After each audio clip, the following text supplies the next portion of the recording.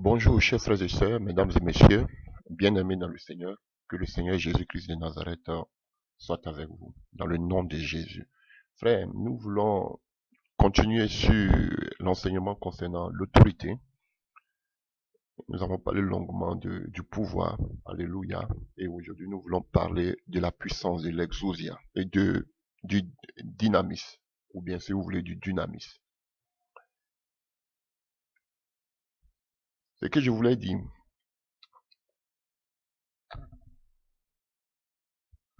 nous allons d'un premier temps, brièvement, parler de différentes sortes de puissances qui existent particulièrement dans le Nouveau Testament. Je pourrais même dire dans toute la Bible.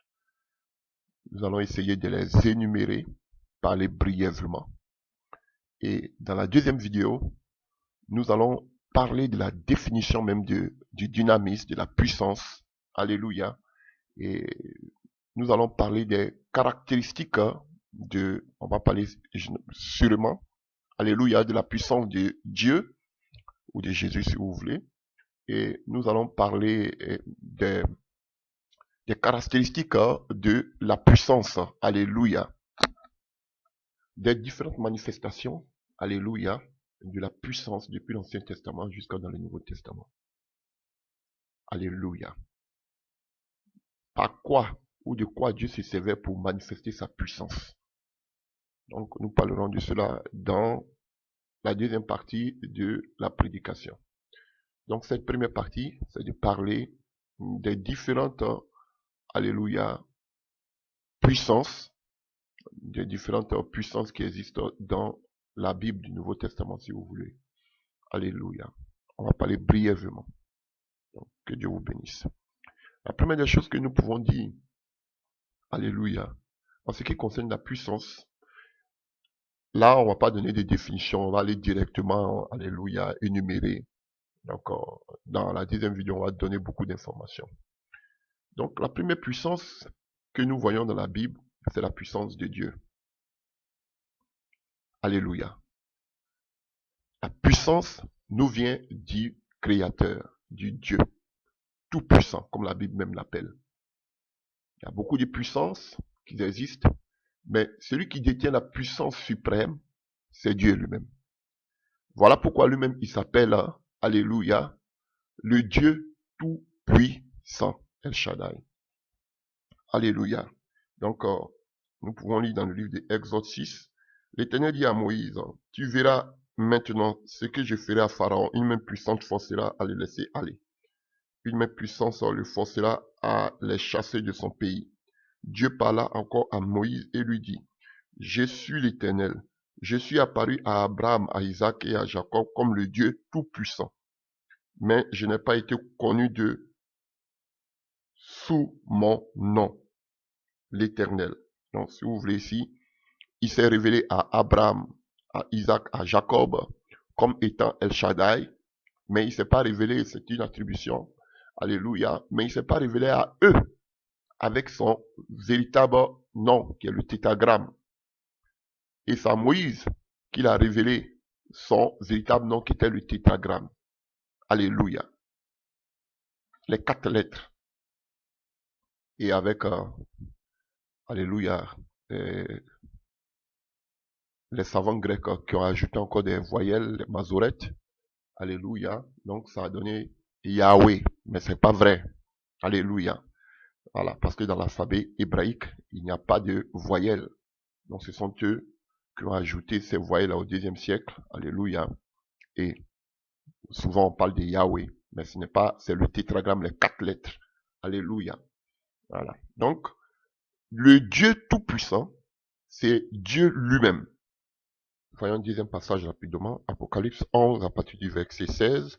Et les 24 vieillards qui étaient assis devant Dieu sur le trône se prosternaient sur les faces et ils adoraient Dieu en disant, nous te rendons grâce Seigneur Dieu tout-puissant, qui est et qui était et qui sera, c'est que tu as saisi ta grande puissance et pris possession de ton règne. Donc, vous voyez, on fait allusion ici à Dieu. Alléluia. Donc, Dieu lui-même, il détient la toute puissance. Ça, c'est le premier aspect que nous devons reconnaître et savoir de Dieu. Alléluia. Il est l'auteur de toute la puissance. Il y a des puissants, d'autres puissances qui existent, mais la puissance suprême revient à Dieu. Alors, à quoi a servi la puissance, la toute puissance de Dieu? Sa puissance là, ça l'a servi à faire quoi? Et nous allons voir que l'aspect primordial, principal, alléluia, qui découle de la puissance de Dieu, alléluia, cette puissance, on la voit se manifester de façon particulière dans la création, dans l'histoire de la création. Alléluia. Dieu créa le ciel et la terre par sa puissance. Chers frères et sœurs, donc c'est par la puissance que Dieu amena toutes choses à l'existence. Donc il s'est servi de sa puissance pour créer toutes choses. Alléluia. Il y a encore deux exemples. Alléluia. Ésaïe 40. Ésaïe 40, à partir du verset 25 à 26. À qui me comparerai-je, vous, pour que je lui ressemble, dit le Saint. Levez vos yeux en haut et regardez. Qui a créé ces choses? Qui a fait marcher en ordre leurs armées? Il les appelle toutes par leur nom. Par son grand pouvoir et par sa force puissante, il n'en est pas une qui fasse défaut. Donc, Dieu a créé toutes choses par sa toute puissance. Alléluia. Jérémie 10 à partir du verset 12. Il a créé la terre par sa puissance, il a fondé le monde par sa sagesse, il a étendu les cieux par son intelligence. Alléluia. À savoir, les eaux mugissent dans les cieux. Il fait monter les nuages des extrémités de la terre. Il produit des éclairs et la pluie. Il tire le vent de ses trésors. Alléluia. Ainsi de suite. Donc, on nous montre ici encore que Dieu, par sa puissance, il créa toutes choses. Les grandes eaux et autres. Vous pouvez voir aussi Genèse 1. Alléluia. Voilà. On a vu comment Dieu créa toutes choses au commencement. Alléluia. Apocalypse 4, à partir du verset 11. Tu es digne, notre Seigneur et notre Dieu, de recevoir la gloire et l'honneur et la puissance, car tu as tout créé, car tu as créé toutes choses, et c'est par ta volonté qu'elles existent et qu'elles ont été créées. Alléluia. Chers frères et sœurs, un autre aspect important, après la création, on sait que Dieu se sert de sa puissance, alléluia, pour la création, mais un autre événement majeur dans l'histoire de l'Ancien Testament du peuple d'Israël, Dieu s'est servi aussi, frère, de sa puissance pour, alléluia, la libération de son peuple. Alléluia, de son peuple Israël, alléluia, de l'esclavage en Égypte. Alléluia. Donc, il se sert de sa puissance, alléluia, l'événement central de l'Ancien Testament, ou même de l'histoire d'Israël, alléluia, chers frères et sœurs, c'est le rachat du peuple d'Israël de l'esclavage égyptien. Alléluia, chers frères et sœurs. Vous voyez? Donc, Dieu a utilisé sa puissance pour pouvoir, après la création, il a utilisé sa puissance pour pouvoir libérer le peuple d'Israël de l'esclavage, pour le racheter. Alléluia. Nous verrons aussi deux passages. Vous avez déjà, vous voyez comment il a, par les 10 plaies, vous-même vous voyez la puissance de Dieu qui se manifeste, alléluia, pour libérer son peuple de l'occupation, mais de l'esclavage, pardon. Alléluia. Donc, nous pouvons voir rapidement deux passages, ou trois. Prenons le livre de Actes des Apôtres, Exode 9, à partir du verset 13. L'Éternel dit à Moïse, lève-toi de bon matin et présente-toi devant Pharaon. Tu lui diras, ainsi parle l'Éternel, le Dieu des Hébreux. Laisse aller mon peuple afin qu'il me serve, car cette fois, je vais envoyer toutes mes plaies contre ton cœur, contre tes serviteurs et contre ton peuple, afin que tu saches que nul n'est semblable à moi sur toute la terre. Si j'avais étendu ma main et que je t'eusse frappé par la mortalité, toi et ton peuple, tu aurais disparu de la terre. Mais je t'ai laissé subsister, afin que tu vois ma puissance et que l'on publie mon nom par toute la terre.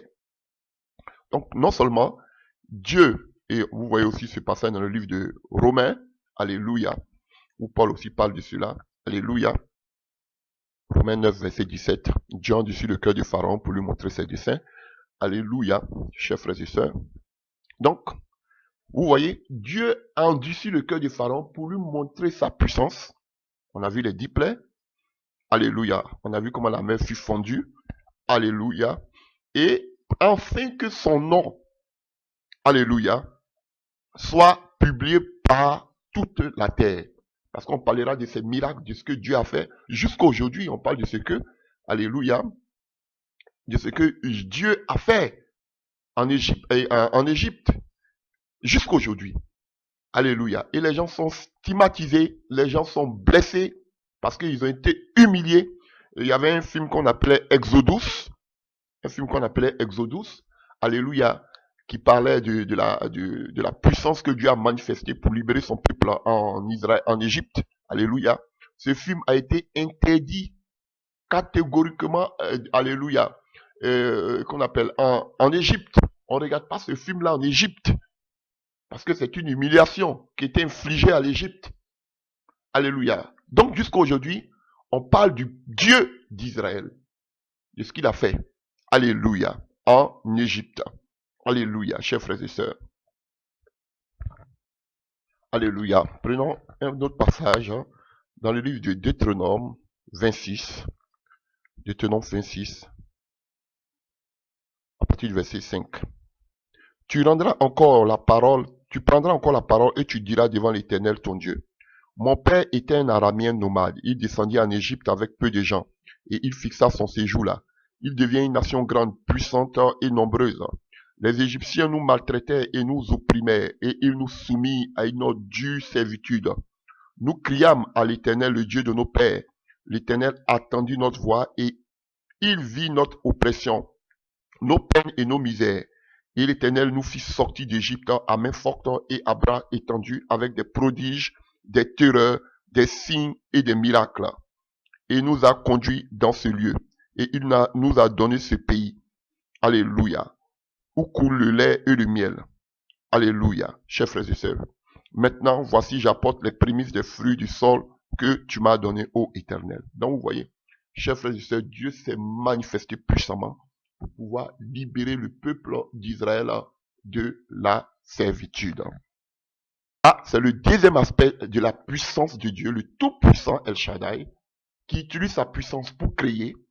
Deuxième aspect, il utilise sa puissance dans l'Ancien Testament pour libérer son peuple de l'esclavage. Troisième des choses, le Dieu Tout-Puissant utilise sa puissance, chers frères et sœurs, pour apporter des jugements sur des rois. Il les établit et c'est encore celui qui, alléluia, apporte des jugements sur ces différents rois. Alléluia, on a vu l'exemple du Pharaon. Alléluia, il apporte aussi ses jugements sur certains rois qui ne marchaient pas droit. Alléluia. Certains rois qui se prenaient aussi pour des dieux comme Nebuchadnezzar, Dieu les a aussi apporte son jugement par sa puissance. Voyons un peu dans le livre de Jérémie 18, à partir du verset 7. Soudain je parle sur une nation, sur un royaume, d'arracher, d'abattre et de détruire. Mais si cette nation sur laquelle je parle revient de sa méchanceté, je me répands du mal que j'avais pensé lui faire. Et soudain, je parle sur une nation et sur un royaume de bâti et de planter. Mais si cette nation fait ce qui est mal à mes yeux, je n'écoute pas ma voix. Je me répands du bien que j'avais eu à l'intention de lui faire. Alléluia. Et on a vu comment Dieu a frappé Sodome et Gomorrhe. C'était un jugement. Alléluia. Donc, il frappait les rois, il jugeait les rois. Quand les rois, on a vu avec Jonas, lorsque Dieu l'a envoyé à Ninive, Dieu avait décidé de frapper Ninive. Alléluia. Mais lorsqu'ils se sont repentis, alléluia, Dieu a retiré sa main, sa puissance. Donc, troisième des choses, Dieu s'est servi aussi de sa puissance pour juger les rois, pour apporter des jugements sur des rois ou sur des royaumes. Et chers frères et sœurs, il y a tellement de passages, que ce soit dans l'Ancien comme le Nouveau Testament, qui nous parlent de la puissance de Dieu. Que ce soit dans l'Ancien Testament, comme dans le Nouveau Testament, je ne peux pas tous les énumérer, mais partout, dans l'Ancien comme dans le Nouveau Testament, il y a beaucoup de passages qui nous parlent, alléluia, de la puissance de Dieu. Alléluia. Ça, vous devez le savoir. Alléluia. On va prendre un seul passage. On ne va pas prendre tout notre temps de lire les passages bibliques. Alléluia. Et prenons le psaume 24 à partir du verset 7. Porte, élevez-vous linteaux, élevez-vous, porte éternelle, que le roi de gloire fasse son entrée. Qui est ce roi de gloire? L'Éternel fort et puissant. L'Éternel puissant dans les combats. Donc vous allez voir aussi, donc c'est un Dieu puissant dans les combats. Et vous allez voir beaucoup de passages bibliques dans le Nouveau Testament que je ne vais pas énumérer ici. Il y en a plein, beaucoup. Alléluia. Voilà, donc si vous voulez, vous pouvez taper dynamis. Alléluia. Et puis vous-même, vous allez chercher ces passages. Donc il y a beaucoup de passages qui parlent de la puissance de Dieu dans le Nouveau Testament. On va vous dire la puissance de Dieu, par la puissance de Dieu, nous avons pu faire cela et comme ça. Si vous voulez, on peut prendre seulement qu'un seul passage, si vous voulez, dans le Nouveau Testament qui nous parle de la puissance de Dieu. Prends seulement qu'un passage dans le livre de 2 Corinthiens, si vous voulez, 13, à partir du verset 4. Car il a été crucifié à cause de sa faiblesse, mais il vit par la puissance de Dieu. Nous aussi, nous sommes faibles en lui, mais nous vivrons en lui par la puissance de Dieu pour agir envers vous. Donc, la puissance de Dieu, comme ça, il y a plein de passages dans le Nouveau Testament où on parle de la puissance de Dieu. Alléluia. Donc, on va rester là. Alléluia. On va pas lire tous les passages bibliques concernant la puissance de Dieu, mais ce que vous devez savoir, alléluia, trois aspects de la puissance de Dieu, de la toute puissance de Dieu, le Dieu El Shaddai. Alléluia. Il a utilisé sa puissance, alléluia, pour créer toutes choses. Il a utilisé aussi sa puissance, alléluia, pour le rachat du peuple d'Israël de la servitude, de l'esclavage en Égypte. Et Dieu aussi utilise, alléluia, sa puissance pour apporter des jugements sur des peuples, sur des royaumes et sur des rois. Donc, il est tout puissant, chers frères et sœurs. Donc, voilà le premier aspect de la puissance. Voici celui à qui appartient toute la puissance, qui est Dieu. Alléluia. En dehors de cela, en dehors de la puissance de Dieu, nous avons une autre sorte de puissance. Nous avons bien évidemment la puissance de l'adversaire, qui est la puissance aussi de Satan. Alléluia. Vous devez savoir que dans l'organisation, alléluia, du royaume de Satan, il y a beaucoup d'anges qui sont appelés les puissances. Alléluia. Alléluia. Et il y a un passage qui me plaît, vraiment qui me fascine. C'est parlant de, on revient un peu s'il vous plaît, parlant de la puissance de Dieu. Il y a un passage que je voudrais lire aussi avec vous dans le livre de Romains. Je reviens tout à l'heure à Satan et ses démons. Romains 1, à partir du verset, alléluia, 18 si vous voulez. La colère de Dieu se révèle du ciel contre toute impiété et toute injustice des hommes qui retiennent injustement la vérité captive. Vous voyez? Donc Dieu amène ses jugements. Car ce qu'on peut connaître de Dieu, écoutez, est manifesté pour eux. Dieu leur ayant fait connaître en effet les perfections invisibles de Dieu, sa puissance éternelle et sa divinité se voient comme à l'œil depuis la création du monde quand on les considère dans ses ouvrages. Alléluia. Donc vous voyez, on parle aussi ici de la création de Dieu, comme je vous disais tantôt. Alléluia. Dieu a utilisé sa puissance, alléluia, pour amener à l'existence ce qui n'existe pas. Donc, chers frères et sœurs, on revient à Satan. Je vous ai dit que dans plein de passages, alléluia, on nous parle des anges, dans la catégorie des anges déchus, comme même des véritables anges, on nous parle des puissances. Alléluia. Des puissances qui sont aussi une catégorie de démons. Alléluia. Par exemple, nous prenons un seul exemple. Alléluia. Dans le livre de 1 Corinthiens 15. Alléluia. À partir du verset 23. 1 Corinthiens 15, 23. Christ comme prémisse, puis ceux qui appartiennent à Christ lors de son avènement. Ensuite viendra la fin, quand il remettra, c'est-à-dire quand Jésus remettra le royaume à celui qui est Dieu et Père, après avoir détruit toute domination, toute autorité et toute puissance. Alléluia. On parle aussi des anges, hein. Alléluia. Il y a plein de passages comme ça dans le Nouveau Testament qui parlent de cela. Vous pouvez voir peut-être on peut voir dans 1 Pierre 3, à partir du verset 22, Christ qui est à la droite de Dieu depuis qu'il est allé au ciel et que les anges, les autorités et les puissances lui ont été soumis. Donc vous voyez, si on parle de la catégorie des anges, il y a plein de passages qui en parlent dans le Nouveau Testament. Voyons deux passages en ce qui concerne la puissance de Satan. Alléluia. 2 Thessaloniciens 2, à partir...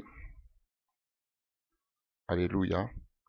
En prenant à partir du verset 1. Pour ce qui concerne l'avènement du Seigneur Jésus-Christ et notre réunion avec lui, nous vous prions, frères, de ne pas vous laisser facilement ébranler dans votre bon sens et de ne pas vous laisser troubler, soit par quelques inspirations, soit par quelques paroles ou par quelques lettres qu'on dirait venir de nous, comme si le jour de Christ était déjà là. Que personne ne vous séduise d'aucune manière, car il faut que l'apostasie soit arrivée auparavant et qu'on ait vu paraître l'homme du péché, le fils de la perdition, l'adversaire qui s'élève au-dessous de tout ce qu'on appelle Dieu, ou de ce qu'on adore, jusqu'à s'asseoir dans le temple de Dieu, se proclamant lui-même Dieu. Ne vous souvenez-vous pas que je vous disais ces choses lorsque j'étais encore chez vous, et maintenant, vous savez ce qui le retient, afin qu'il ne paraisse qu'en son temps, car le mystère de l'iniquité agit déjà. Il faut seulement, alléluia, que celui qui le retient encore ait disparu, et alors paraîtra l'impie, que le Seigneur détruira par le souffle de sa bouche, et qu'il anéantira par l'éclat de son avènement. L'apparition de cet impie se fera par la puissance de Satan, avec toutes sortes de miracles, de signes, des prodiges mensongers, et avec toute séduction de l'iniquité pour ceux qui périssent parce qu'ils n'ont pas reçu l'amour de la vérité. Alléluia. Pour être sauvés. Aussi, Dieu leur enverra une puissance d'égarement. Donc, chers frères et sœurs, on va... Alléluia. Voici un aspect. Alléluia. Déjà encore, ici, on nous montre encore deux autres sortes de puissance. Paul a été exhorté les Thessaloniciens en ce qui concerne l'avènement du Seigneur Jésus-Christ de Nazareth, chers frères et sœurs. Et il nous parle de l'apparition de cet impie qui se fera par la puissance de Satan. Chers frères et sœurs, voilà pourquoi le peuple d'Israël sera troublé. Parce que le peuple d'Israël attend son Messie jusqu'aujourd'hui. Et ce Messie, il doit régner éternellement, avec puissance, avec une verge de fer. Alléluia. Et son règne n'a point de fin. Et il voit un vulgaire personnage qui vient du nom de Jésus. Alléluia. Qui est l'ami des gens de mauvaise vie. Alléluia. Qui est habillé comme un vulgaire personnage. Alléluia. Ils se disent non. Ils lui ont dit, dis-nous ouvertement, clairement, tu es le Messie ou pas, arrête de nous emmener de nous faire tourner en bourrique. Dis-nous la vérité. Alléluia. Ils ne pouvaient pas concevoir. Lorsque Jésus-Christ est mort autour de la croix, ils se sont dit non, ça ne peut pas être notre Messie. Notre Messie comme ça, qui était ridiculisé, notre Messie qu'on traîne comme ça jusqu'à la croix, non, c'est pas lui. Celui dont la Bible nous parle, les prophètes nous parlent, on nous parle d'un roi puissant qui va venir, alléluia, restaurer toute chose. Voilà pourquoi Jean-Baptiste pouvait dire, est-ce que c'est lui, bien on doit attendre une autre personne? Parce qu'il était opprimé par les Romains. Alors qu'on sait que lorsque le Messie va venir, il va mettre fin à ce règne, à cette domination mondiale. Alléluia, chers frères et sœurs. Vous voyez donc, ils étaient offusqués, ils étaient blessés dans leur foi intérieure parce qu'ils se disaient, non, notre Messie ne peut pas être ridiculisé jusqu'à ce point. Alléluia. Et voici la raison pour laquelle, alléluia, l'Antichrist, alléluia, sera un homme puissant. On parle aussi du faux prophète qui va venir s'installer, alléluia, dans le temple. Donc, ils vont voir ces faux prophètes parce que il va faire beaucoup de miracles. Alléluia, mais tous ces miracles se feront par la puissance de Satan. S'il sera quelqu'un d'autoritaire, chers frères et sœurs, donc ils vont voir en lui le Messie. Donc, le peuple d'Israël est égaré jusqu'à ce que, alléluia, l'Antichrist, le faux prophète vienne s'asseoir parce qu'il y a l'Antichrist, alléluia. Cet homme puissant, un génie militaire économique qui maîtrise l'économie, toutes choses, alléluia. Et aussi, il aura le faux prophète.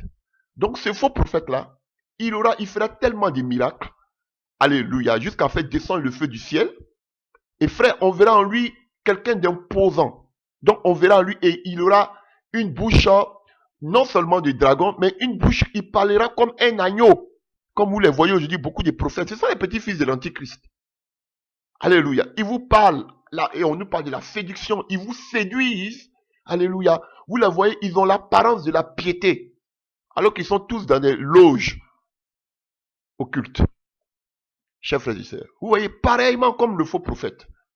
Et c'est en ce moment-là qu'ils vont croire en ce faux prophète. Donc le temple sera rebâti. Alléluia. Et quand le faux prophète va demander à ce qu'on puisse l'adorer, alléluia, c'est là qu'ils vont se dire non, on s'est trompé. Si toute la ligne, ce n'est pas lui. Alléluia, chers frères et sœurs. Voici d'où va venir la repentance du peuple d'Israël. Sinon, jusqu'à aujourd'hui, le peuple d'Israël est perdu. Le peuple d'Israël est perdu. Alléluia, chers frères et sœurs. Donc, on nous parle de la puissance ici de Satan. Alléluia.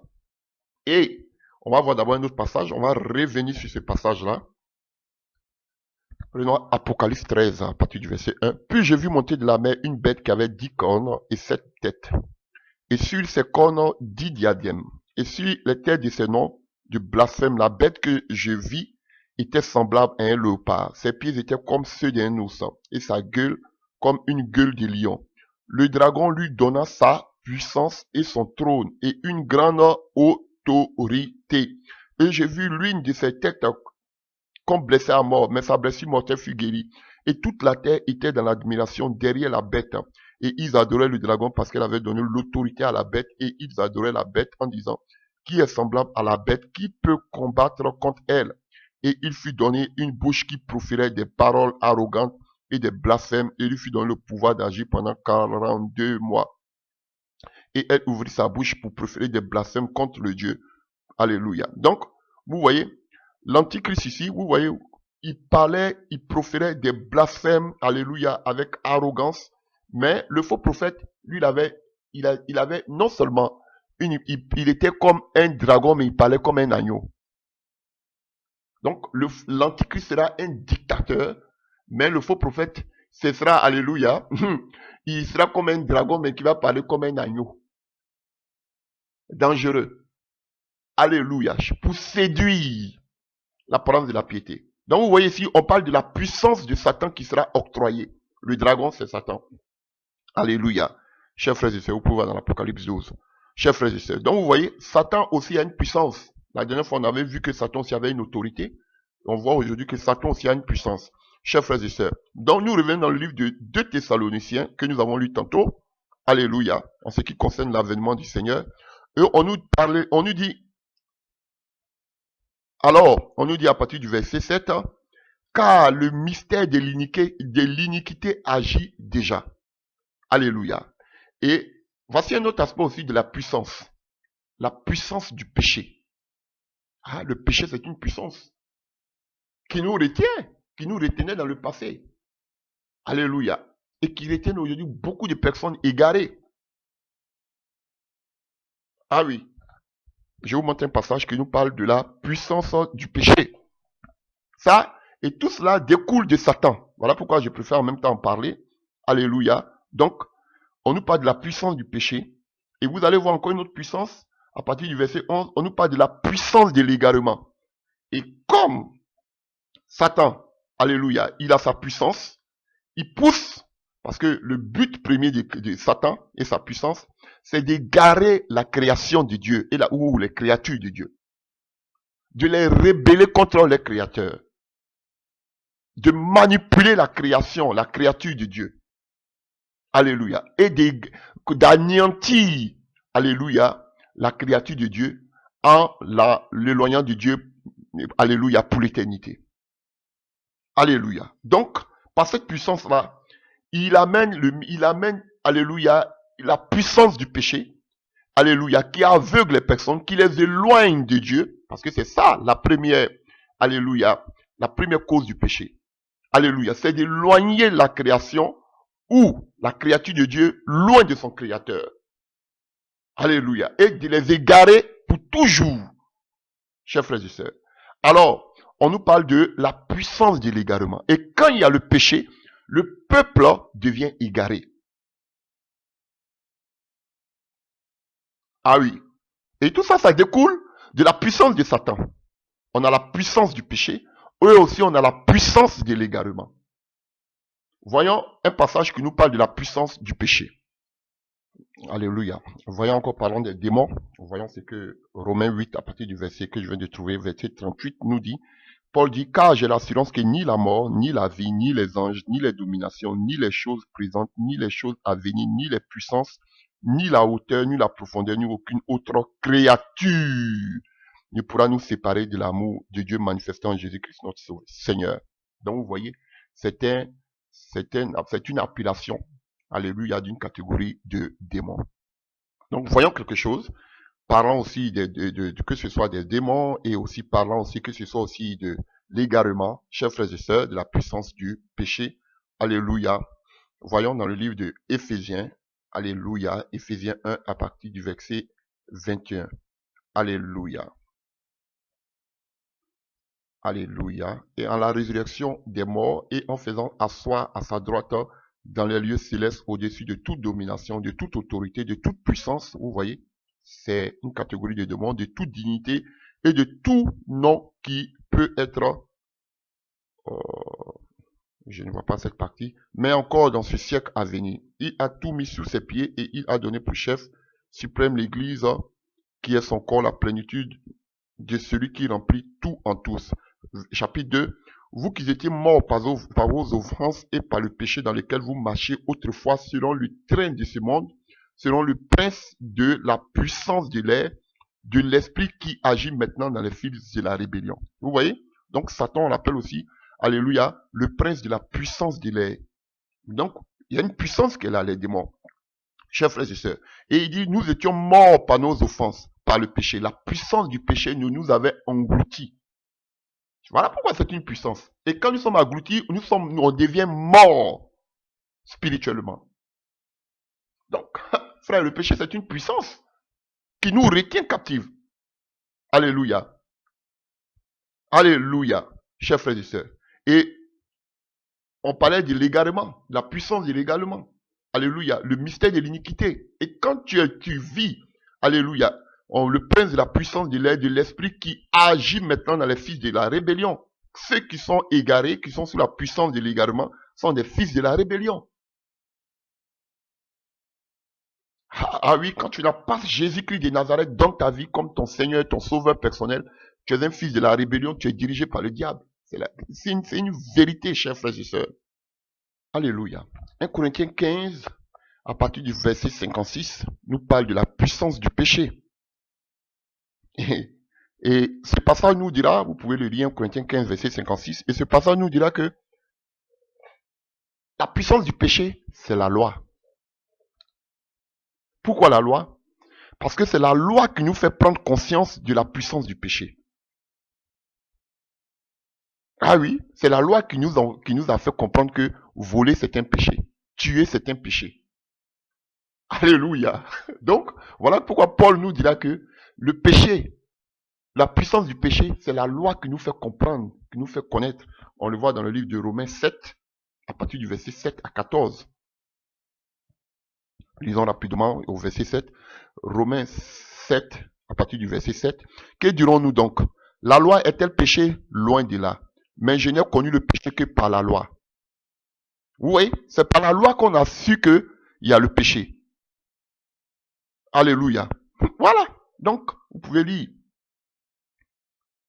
Car sans loi, le péché est mort. Donc, frère, c'est par la loi qu'on sait que tuer, c'est un péché. Alléluia.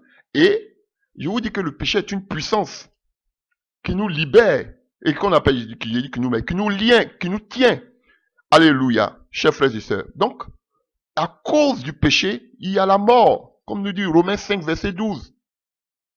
Alléluia. C'est pourquoi, comme par un seul homme, le péché est entré dans le monde et par le péché, la mort. Ainsi, vous voyez, la mort accompagne toujours le péché. C'est une puissance. Et qu'ainsi que la mort s'est étendue sur tous les hommes, parce que tous ont péché Car tout le monde a péché, ils sont privés de la gloire de Dieu. Jusqu'à la loi, le péché était dans le monde. Or, le péché n'est pas imputé quand il n'y a point de loi. Cependant, la mort a régné depuis Adam jusqu'à Moïse. Même si ceux qui n'avaient pas péché par une transgression. Vous voyez? Donc, la malédiction adamique s'est répandue sur tout le monde. Même ceux qui n'avaient pas péché. Tu nais déjà, tu es sur cette puissance du péché. Et qui pourra te libérer de cette puissance du péché? Jésus-Christ par sa mort et par sa résurrection. Donc, c'est une puissance. Parce que, alléluia, cette puissance-là t'amène à l'enfer pour toujours. Ça t'amène à la mort. Alléluia. Donc vous voyez, chers frères et sœurs, la mort est une puissance. Voilà pourquoi la Bible nous parle de la puissance du péché. Alléluia. Alléluia. Et du coup, où on nous dit que le péché est une puissance, du coup aussi, la mort devient aussi une puissance. Ah, frère, on t'a parlé de différentes sortes de puissances. Hein? Et là, on est dans le domaine de Satan. Satan qui a lui-même sa puissance. Et il nous amène à la puissance du péché. La puissance, on a vu la puissance du péché. La puissance de l'égarement. Tous ceux qui ne sont pas en Jésus. Alléluia, la puissance de Jésus-Christ, de Satan, dirige toute notre sphère. Donc du coup, il y a la puissance de l'égarement qui pousse les enfants de Dieu, les créatures de Dieu, à être des fils de la rébellion. Et du coup aussi, alléluia, il y a la puissance aussi de la mort, parce que le péché mène à la mort. La puissance du péché amène à la puissance de la mort. Waouh, chers frères et sœurs. Donc on peut le voir dans le livre de Hébreux, Hébreux 2, alléluia. À partir du verset 12. J'annoncerai ton nom à mes frères. Alléluia. Je te célébrerai au milieu de l'assemblée. Et encore, je me confierai en toi. Et encore, mais voici moi et les enfants que Dieu m'a donnés. Ainsi donc, puisque les enfants participent au sang et à la chair, il a également participé lui-même afin que par la mort bien évidente de Jésus-Christ au poteau de la croix, il anéantit, ça veut dire que Jésus anéantit celui qui a la puissance de la mort, c'est-à-dire le diable. Donc celui qui a la puissance de la mort, la puissance du l'égarement, la puissance du péché, c'est Satan. Voilà ce qui englobe toute la puissance de Satan. Il retient les enfants de Dieu, alléluia, dans la rébellion, comme on l'a vu dans le livre de Éphésiens 1. Il vous met dans la rébellion. Voici le premier péché. Détourner la création de son créateur. Alléluia. Il vous met dans le péché, il vous égare et il vous amène à la mort. Et tout ça, ce sont des puissances. Hein? Donc, ce n'est pas facile de, alléluia, de sortir de sous l'occupation, la domination, la puissance, alléluia, de quelqu'un. Voilà pourquoi il fallait que Dieu même agisse pour pouvoir libérer le peuple d'Israël qui était captif pendant plus de 400 ans en Égypte. Alléluia, chers frères et sœurs. Donc, c'est Satan qui détient la puissance de la mort, c'est-à-dire le diable, et qu'il délivra tous ceux qui, par crainte de la mort, étaient toute leur vie retenus dans la servitude. Wow! Vous comprenez? Donc, chers frères et sœurs, oh, wow! Donc, on nous dit ici que tout le monde a la... Quel est l'ennemi le plus redoutable de l'homme? C'est la mort. La mort est une puissance. Et il dit ici que tout le monde a crainte de la mort. Tout le monde a peur de la mort. Alléluia. Tout le monde a peur de la mort. Ou bien vous n'avez pas peur de la mort. Mais quand il y a un Jésus-Christ, on nous dit quoi ici? C'est-à-dire le diable. Et qu'il délivra. Jésus a délivré tous ceux qui, par la crainte de la mort, étaient toute leur vie retenus dans la servitude. Ça veut dire que sans Jésus-Christ, frère, on était tous grillés. On était tous sur la servitude du diable de la mort, et puis c'est la vérité. Voilà pourquoi, avant Jésus-Christ de Nazareth, tous ceux qui mouraient, comme on a vu tout à l'heure dans le livre de Romains, tu es bon, tu n'as pas péché, tu es né sans péché, tu es sous la malédiction adamique. Alléluia. Qui pouvait nous délivrer de cette mort? Personne. Voilà pourquoi Jésus lui-même, il est venu, pris une personnalité, il a pris la chair, venu mourir au poteau de la croix par son sang et sa chair. Par son sang, il effaçait toutes les accusations contre nous, qui étaient dans le livre de Satan. C'est comme ça qu'il nous a délivrés de la mort, chers frères et sœurs. Vous devez connaître vos droits en Jésus. Alléluia. Ils vont me dire, mais de quel mort on parle? Jésus même a dit, ne créez pas ceux qui peuvent détruire la chair, le corps, mais qui ne peuvent pas détruire l'âme. La vie, non, et il nous a détruit de la mort là. Il nous a délivré de la mort là. Ce n'est pas une mort charnelle de, alléluia, ce corps corruptible. Mais il nous donne la vie éternelle.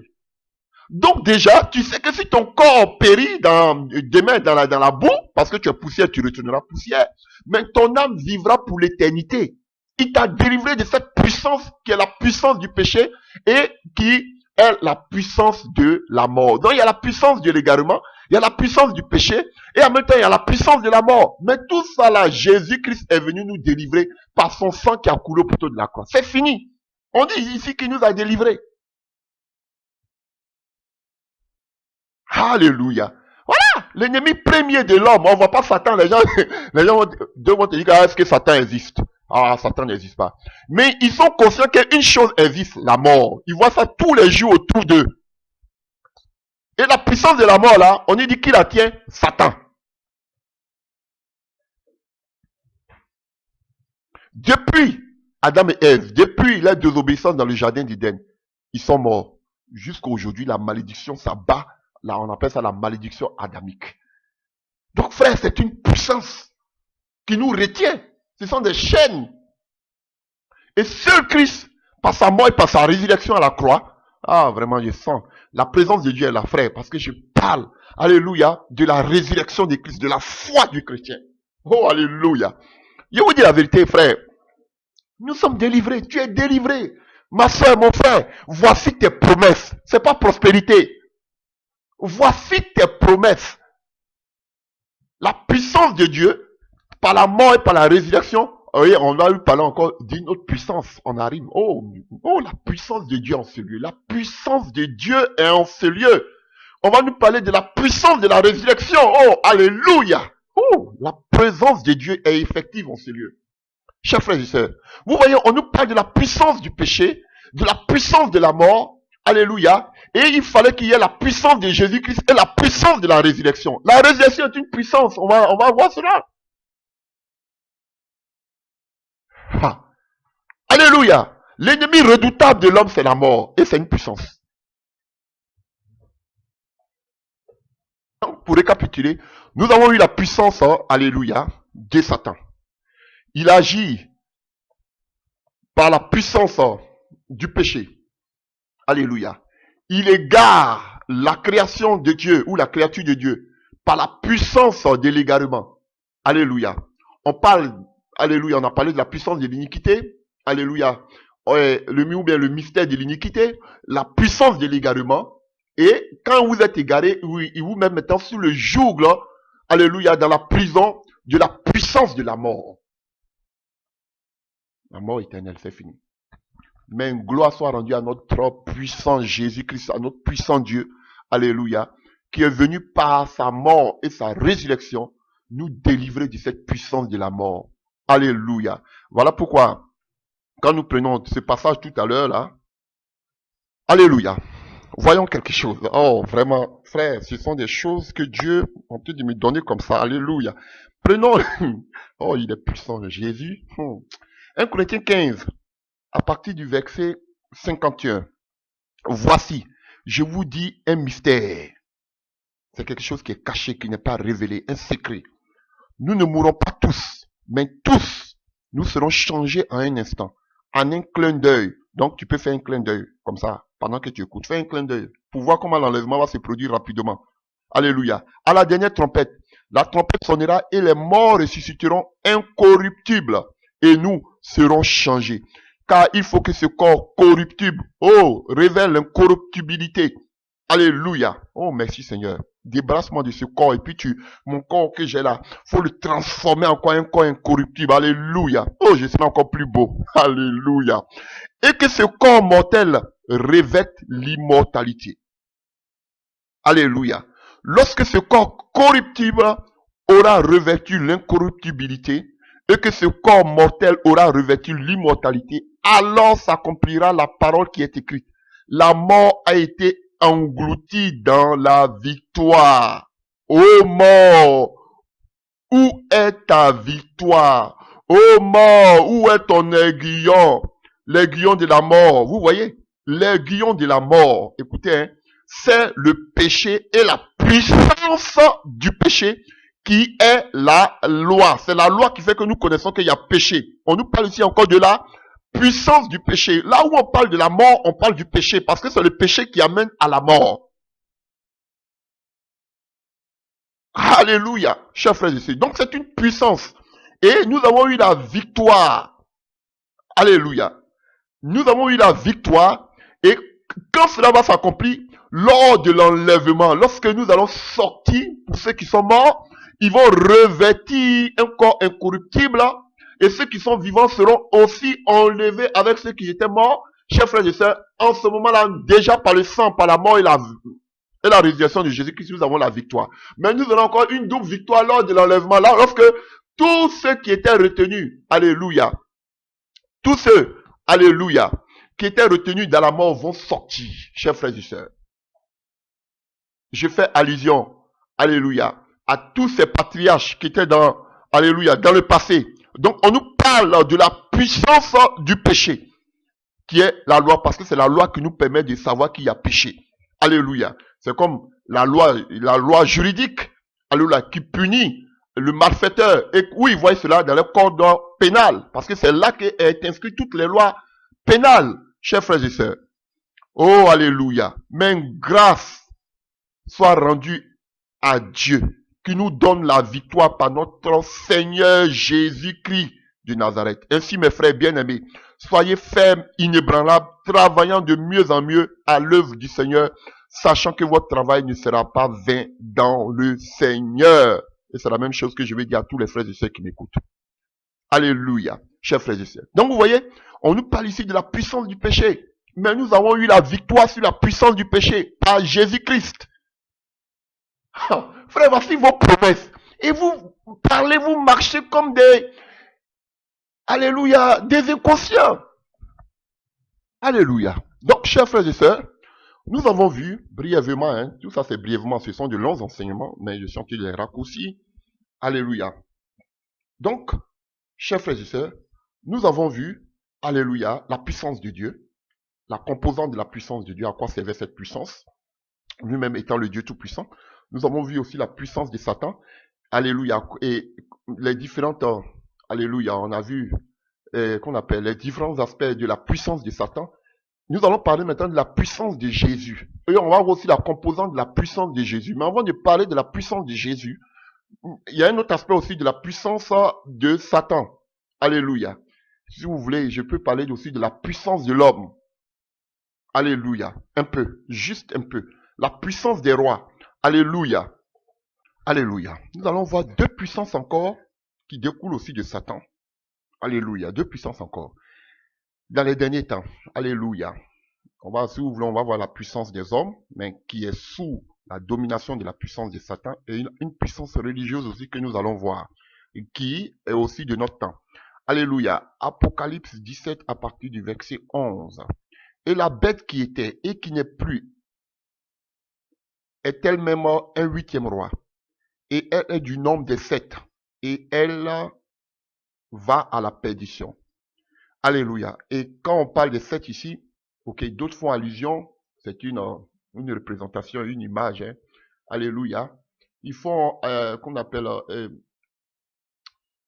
ils pensent plus aux sept rois qui ont régné sur la Rome. Alléluia. Les sept rois qui ont régné sur Rome. Donc, c'est une image, chers frères et sœurs. Donc, les 10 contes que tu as vus sont 10 rois qui n'ont pas encore reçu du royaume. Alléluia, je vais prendre une version plus simplifiée. Les 10 cônes que tu as vus sont 10 rois qui ne sont pas encore parvenus au pouvoir, mais ils recevront pendant 1 heure l'autorité royale et l'exercice et l'exerceront en commun avec la bête. Ils poursuivent un même but. Ils mettent leur puissance et leur autorité au service de la bête. Ils feront la guerre à l'agneau, mais celui les vaincra, car il est le Seigneur des seigneurs et le roi des rois. Alléluia. Les siens, ceux qui sont appelés élus, ceux qui lui sont fidèles, vaincront avec lui. Alléluia. Vous voyez, chers frères et sœurs, donc on nous dit que des rois vont s'associer avec, alléluia, l'antichrist pour faire quoi? La guerre à l'agneau. Alléluia. Vous avez vu? Donc ici, on parle aussi de la puissance, alléluia, de ces rois. Ils vont donner leur autorité et leur puissance, chers frères et sœurs, à, comme on appelle, à la bête. Alléluia. Et on nous dit qu'ils ont un même dessein, un même but. C'est-à-dire quoi? Combattre, alléluia, contre l'agneau. Mais l'agneau va les vaincre. Alléluia. Chers frères et sœurs, c'est là que vous parlez de l'Armageddon qu'on voit dans le Nouveau Testament. Sinon, dans l'Ancien Testament, on parle de qu'on appelle de Megiddo, on parle de la vallée de Josaphat, mais dans le Nouveau Testament, dans l'Apocalypse, on nous parle de Armageddon. Alléluia. Et tout à l'heure, nous avons lu, alléluia, en Apocalypse 17, on nous a dit qu'ils avaient un même but, c'était de quoi? C'était de combattre l'agneau. Et quand nous venons dans le livre de l'Apocalypse 9, alléluia, chers frères et sœurs, on nous parle de la puissance de ces rois-là. Alléluia. À partir du verset 5. Il lui fut donné non de les tuer, mais de les tourmenter pendant 5 mois. Et le tourment qu'elle causait était comme le tourment que causent les scorpions quand ils piquent un homme. En ces jours-là, les hommes chercheront la mort et ils ne la trouveront pas. Ils désireront de mourir et la mort fuira loin d'eux. Ces sauterelles ressemblaient à des chevaux préparés pour le combat. Quel combat? Le combat de l'Armageddon. Alléluia. Il y avait sur leur tête comme des couronnes semblables à de l'or. Et leurs visages étaient comme des visages d'hommes. Elles avaient des chevaux comme des chevaux de femmes. Des cheveux de femmes. De leurs dents étaient comme des dents de lion. Elles avaient des cuirasses comme des cuirasses de fer. Et le bruit de leurs ailes était comme un bruit de chars de plusieurs chevaux qui courent au combat, pardon. Elles avaient des queues semblables à des scorpions et des aiguillons. Et c'est dans leurs queues qu'était le pouvoir de faire le mal aux hommes pendant 5 mois. Elles avaient sur elles comme roi l'ange de l'abîme nommé en hébreu Abdon et en grec Apollyon. Vous voyez, chers frères et sœurs, on nous parle de tous ces fléaux-là, ces calamités qui vont arriver. Et on nous parle ici des chars. Ici, on fait allusion à des hélicoptères de guerre. Alléluia. Vous voyez, à des hélicoptères de guerre. Donc, ces rois-là, et on parle du combat, du dernier combat qui est la guerre d'Armageddon. Donc, ces rois-là vont donner toute leur puissance, tout leur armement à la bête. Alléluia, à l'antichrist, pour pouvoir combattre contre l'agneau. Chers frères et sœurs. Vous voyez? Donc, on parle aussi de la puissance de feu. Les armes sont une puissance, chers frères et sœurs. Donc tout ça, c'est Satan qui fait. Hein? Ouais, on est toujours dans le domaine de Satan. Donc la puissance de Satan. Donc on a la puissance aussi de feu. Il a la puissance des rois parce qu'il a dominé les rois. Alléluia. Aujourd'hui, on parle des Illuminati. On parle de la mondialisation. Vous voyez tous ces genres de choses. Alléluia. On parle de, qu'on appelle aujourd'hui, toute l'union, ils doivent s'unir partout. Regardez, tous les rois, ça s'unit. Il y aura un gouvernement mondial, chers frères et sœurs, cela arrive. Déjà, vous parlez de mondialisation. Alléluia. Et tous ces rois-là vont donner les puissances à l'antichrist. Donc, ça peut être puissance économique, puissance militaire, puissance politique, tout ce que vous savez. Ils vont soumettre leur puissance à l'antichrist pour combattre contre quoi? C'est ça le but ultime. Tout ce qu'ils sont en train de faire là, alléluia, c'est pour contrôler. Alléluia. Même quand ils vont faire sortir un vaccin. Dans ce vaccin-là, frère, ils vont vous contrôler de telle sorte qu'on peut vous rendre malade, on peut vous diriger, alléluia, à leur guise, comme ils veulent. Donc c'est pour contrôler les hommes, alléluia. Et tout cela, c'est pour l'apparition de l'antichrist, afin de combattre contre le Seigneur et ses saints. Chers frères et sœurs, Voyons ce que je dis dans le livre de Hébreux 11 à partir du verset 29. C'est par la foi qu'ils traversaient la mer Rouge comme un lieu sec, tandis que les Égyptiens qui en firent la tentative furent engloutis. C'est par la foi que les murailles de Jéricho tombèrent après qu'on en eut fait le tour pendant 7 jours. C'est par la foi que Rahab, la prostituée, on est dans le livre d'Hébreux 11, la prostituée ne périt pas avec les rebelles parce qu'elle avait reçu les espions avec bienveillance. Et que dirais-je encore? Par le temps, car le temps me manquerait pour parler de Gédéon, de Barak, de Samson, de Jephthé, de David, de Samuel et des prophètes qui, par la foi, vainquirent les royaux, exerçaient la justice, obtenaient des promesses, fermaient la gueule des lions, éteignirent la puissance de feu. Donc frère, le feu là, c'est une puissance. On parle des armements, de l'arme. L'armement est une puissance. Alléluia. Waouh.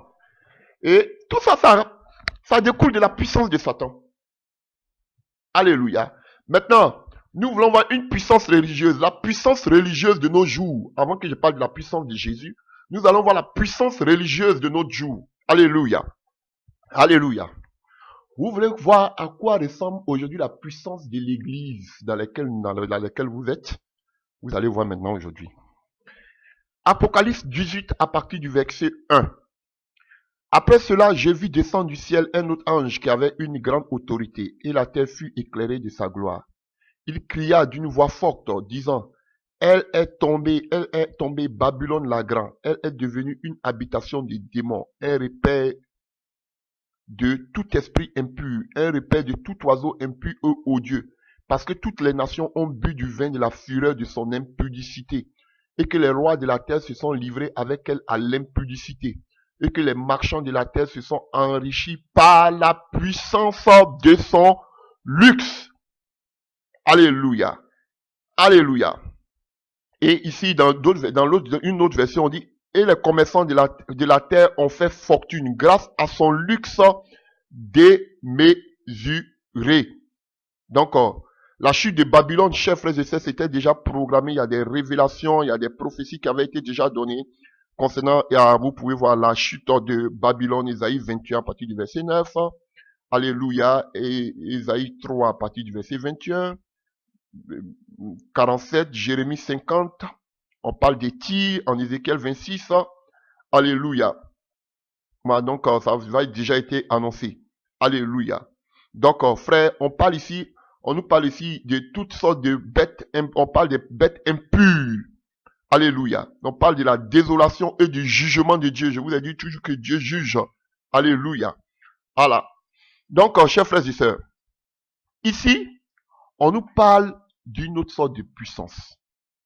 On nous parle de la puissance du luxe. On nous parle ici, on nous parle du système, la chute de Babylone. On dit la grande Babylone. C'est le système religieux. Alléluia, chers frères et sœurs. Voilà. Donc, quand on parle de Babylone, allez-y dans le livre de Genèse, on nous parle de alléluia. On nous parle de Nimrod qui voulait construire une tour, alléluia, dans la vallée de Shinéa. Tout ça, c'est Babylone, entre ancienne qui est maintenant l'Irak, chers frères et sœurs. Donc, vous voyez, et après, on voit que les Zougoura ont été créés, ont été détruits plus tard. Alléluia. Et celui qui a repris les Ziggoura, c'était, on appelle, Nebuchadnezzar. Alléluia. Nebuchadnezzar a repris ce qui avait fait Nimrod. Alléluia. Donc, c'est Babylone, comment il s'appelle? Nebuchadnezzar qui a repris les Ziggoura, qui étaient, alléluia, ces grands monuments. C'est lui qui l'a refait. Alléluia. Cela aussi a été détruit avec l'arrivée des Perses. Et chers frères et sœurs, et voici une image ici, alléluia, de cette Babylone-là, qui est un système religieux. Et on nous dit, qu'est-ce qui va caractériser ce système religieux, chers frères et sœurs? On nous parle de l'impudicité, ça veut dire du péché. Alléluia. Et Jésus l'avait dit, tellement que le péché se sera accru, l'amour du plus grand nombre se refroidira. Aujourd'hui dans l'église, alléluia. Jusqu'à aujourd'hui, on nous parle aujourd'hui d'accepter l'homosexualité. Alléluia. Dieu aime les homosexuels, il n'aime pas l'homosexualité. Moi, j'aime les homosexuels, mais je n'aime pas l'homosexualité. Donc, quand on a en Jésus, les choses anciennes passent. Mais tu peux pas dire que tu es enfant de Dieu, que tu es arrivé en Christ homosexuel et que tu demeures, entre guillemets, chrétien encore toujours homosexuel. Ça ne passe pas. Il doit y avoir un changement. Voilà. Alléluia. Donc, c'est ce que j'ai dit. Donc, frère, on parle de la puissance de son luxe. La richesse est une puissance.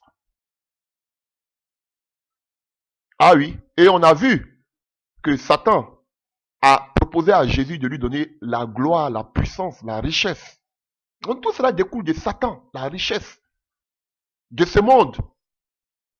Ah, on vous dira, l'or et l'argent appartient à Dieu, mais on ne parle pas de votre argent frappé, qui a été frappé en Lydie, c'est pas de ce qu'on parle. On parle des pierres, on parle des pierres précieuses, qu'on appelle, du matériau. C'est de ça qu'on parle. De la matière. C'est de ça qu'on parle. Du matériau. C'est de ça qu'on parle. De la matière. Alléluia, chers frères et sœurs. Donc, ce n'est pas l'argent qui a été frappé monnaie, non. Ou bien la monnaie fiduciaire, c'est pas de ce qu'on parle. Les billets, c'est pas de ce qu'on parle. Alléluia, chers frères et sœurs. Voilà, c'est ce qui appartient à Dieu, parce que Dieu, il est l'auteur de toute la création. Voilà. Avant les monnaies frappées, il y avait déjà qu'on appelle le troc qui existait. Avant tout cela, avant la venue de tout ce qui est monnaie fiduciaire, monnaie qu'on appelle la monnaie, tout ce que vous savez. Voilà, chers frères et sœurs. Donc, on nous parle de la puissance du luxe. Et au verset 4, on nous dit, et j'ai entendu du ciel une voix qui disait, sortez du milieu d'elle, mon peuple, afin que vous ne particiez point à ses péchés et que vous n'ayez point de part avec ses fléaux. Car ces péchés se sont accumulés jusqu'au ciel. On parle de, alléluia, on parle du système religieux ici. Alléluia, chers frères et sœurs. Vous comprenez? Donc, l'église aujourd'hui est faite, parle seulement que de la richesse, la prospérité. Voici l'état, c'est une puissance. Le luxe, la gloire, le succès, voici. Voilà. Donc, on parle ici qu'on appelle, de la puissance financière. Ils vont parler aujourd'hui, alléluia, qu'on appelle, alléluia. Ils vous parlent aujourd'hui du développement personnel. Comme cette femme-là, alléluia, cette coach que vous appelez Lydia Sonia, mais c'est pas quoi là, qui parle aujourd'hui elle-même, elle le dit. Elle parle aujourd'hui, son message qu'elle annonce, femme de pasteur, c'est quoi? Alléluia. C'est le développement personnel. Tout cela, ce sont des micmacs occultes. Alléluia. Qu'on appelle, du gouvernement mondial, du New Age. Alléluia. Le développement personnel qui te pousse à la réussite ensuite.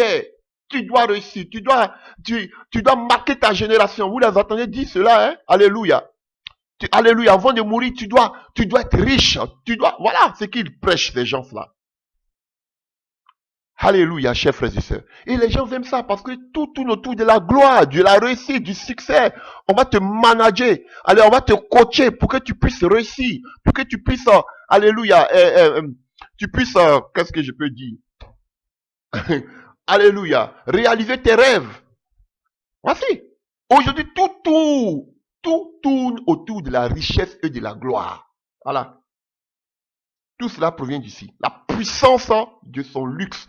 Aujourd'hui, tout le monde veut bien vivre. Tout le monde veut s'enrichir. Une luxure démesurée. Tout le monde. Regardez aujourd'hui. Et maintenant, pour voir les caractéristiques, alléluia, chers frères et sœurs, de la fortune, de la luxure, alléluia, de cette Babylone, alléluia, vous pouvez le voir à partir du verset 11 jusqu'à 13, alléluia. On nous parle, on nous décortique ici, alléluia, toute la luxure à partir des choses qu'on appelle, vous allez voir la liste, alléluia, la liste de la marchandise, de la fortune, et on parle ici de l'idolâtrie, qui était la source des richesses. Ici, c'était l'idolâtrie, qui était le sujet principal ici, l'idolâtrie. Alléluia, chers frères et sœurs. Voilà, parce que l'adoration était tournée vers, qu'on appelle des hommes, des personnes, la créature, au lieu du créateur. Donc, il y avait l'idolâtrie. Et c'est ce qui se passe aujourd'hui dans vos églises. Il y a l'idolâtrie aujourd'hui. Vous adorez les personnes, vous adorez des hommes, au lieu d'adorer Dieu le seul. Alléluia. Voyons à partir du verset 11. Alléluia. Voilà. Et on peut voir à partir du verset 9. Et tous les rois de la terre qui se sont livrés à elle à l'impudicité, eux au luxe pleureront et se lamenteront à cause d'elle, quand ils verront la fumée de son embrasement. Se tenant éloignés dans la crainte de son tourment, ils diront malheur, malheur, la grande ville Babylone, la ville puissante. Alléluia. À une seule heure est venu ton jugement. Donc, ça c'est façon ironique. Elle n'a pas eu long feu. Alléluia. Dans toute votre puissance, on nous dit que Babylone était une ville puissante, un système religieux puissant. Vous voyez? Pourquoi? Parce qu'il y avait son idolâtrie. Aujourd'hui, regardez-les. Aujourd'hui, ils idolâtrent les hommes. Ils idolâtrent les pasteurs, les révérends. Alléluia. Plus que même Jésus-Christ de Nazareth, chers frères et sœurs. Mais ce sera de courte durée. Alléluia. Et quand vous voyez à partir du verset 11, on nous donne maintenant la liste de sa luxure, de sa richesse. Les marchands de la terre pleurent et sont dans le deuil à cause d'elle, parce que personne n'achète. Alléluia. Plus leur cargaison, c'est une illustration, hein, chers frères et sœurs. Parce que Babylone, il y avait beaucoup de trafic qui se passait en ce temps. Voilà. Les cargaisons d'or, d'argent, de pierres précieuses, de perles, de fin lin, de poupes, de soie, de calas, de toute espèce de bois. Alléluia. De senteurs, de toute espèce d'objet d'ivoire. Et tout objet en bois très précieux, en airain, en fer et en marbre, de cinnamome, d'aromates, de parfums, de myrrhe, d'encens, de vin, de l'huile, de fine farine, de blé, de bœuf, de brebis, de chevaux, de phare, de chars, pardon, de corps et d'âme d'homme. Alléluia. Chers frères et sœurs, vous voyez, c'est seulement que la gloire de ce monde, les vêtements, les choses précieuses, alléluia, les grosses voitures, les jolies voitures, les choses passagères, pardon, alléluia. Voici, voilà, des choses comme ça. Voici ce qui composait la fortune, la gloire aujourd'hui de l'église. On vous parle de futurité, de ces choses de ce monde. Vous voyez, il n'y a rien des choses spirituelles qui peuvent te faire grandir dans la foi. Rien. Et aujourd'hui, c'est sur ces genres de choses que prêchent aujourd'hui tous ces soi-disant pasteurs, révérends, prophètes. Et alléluia, on nous parle encore des corps, de corps et d'âme. J'ai vu d'autres traditions qui nous parlent peut-être qu'on appelle du trafic humain. Alléluia, chers frères et sœurs. Mais aussi, on parle aussi des sacrifices humains. Aujourd'hui, pour accéder à la gloire, pour accéder à la renommée, pour accéder à la puissance de ce monde, beaucoup sont obligés de faire des sacrifices humains. Délivrer les proches, délivrer les membres de leurs églises. Alléluia. Délivrer même des amis, leur famille. Alléluia. Chers frères et sœurs. Alléluia. Même s'ils n'ont pas le courage de le faire, on leur demande simplement, donne le nom de ta famille, nous-mêmes on va le faire à ta place. Alléluia. Chers frères et sœurs. Voilà, aujourd'hui dans ce que l'église est trempée. Tout cela pour avoir quoi? La luxure, la puissance financière. Alléluia. Je lui ai dit un jour, je ne sais pas si c'est Honoré des choses, je ne sais pas, un écrivain français qui disait, derrière une grande fortune, se cache toujours un sacrifice. Un écrivain français qui le disait. Alléluia. Donc, chers frères et sœurs, voici l'image de l'église de nos jours. Elle apostate. Et c'est ce que vous voyez aujourd'hui avec tous ces pasteurs, révérends, gourous qui ne font que prêcher sur la prospérité. Voilà l'église de la Odyssée. Je me suis enrichi. Je n'ai besoin de rien. Vous voyez l'idolâtrie? Ils n'ont plus besoin de Dieu. Voilà. L'église de la Odyssée. Ils n'ont plus besoin de Dieu. Nous-mêmes, on peut... Voilà. Voilà pourquoi ils m'ont dit, tu es un héros. Il y a un héros en toi. Toi-même, voilà. C'est-à-dire que le développement personnel, toi-même, tu dois te développer personnellement. Tu n'as plus besoin d'un être supérieur vers qui tu vas crier tous les jours. Toi-même, tout autour de toi. Voilà. Et du coup, on n'a plus besoin de Dieu. Voici ce système dans lequel nous sommes. Les gens n'ont plus la foi. Les gens n'ont plus... Quand il a dit Dieu, il dit, ah, Dieu, moi je vais manger, je vais réussir. Tu me parles de Dieu. Dieu, c'est qui? Voilà ce qui se passe aujourd'hui. On veut vous pousser à oublier Dieu, à ne plus mettre votre confiance en Dieu. Ah, tu peux avoir rapidement, Dieu, tu vas prier, jeûner. Aujourd'hui, les gens ne veulent plus se consacrer. Non, on va se consacrer pour faire quoi? La bénédiction de Dieu, là, ça dure. On veut rapide. On veut qu'on appelle le McDo.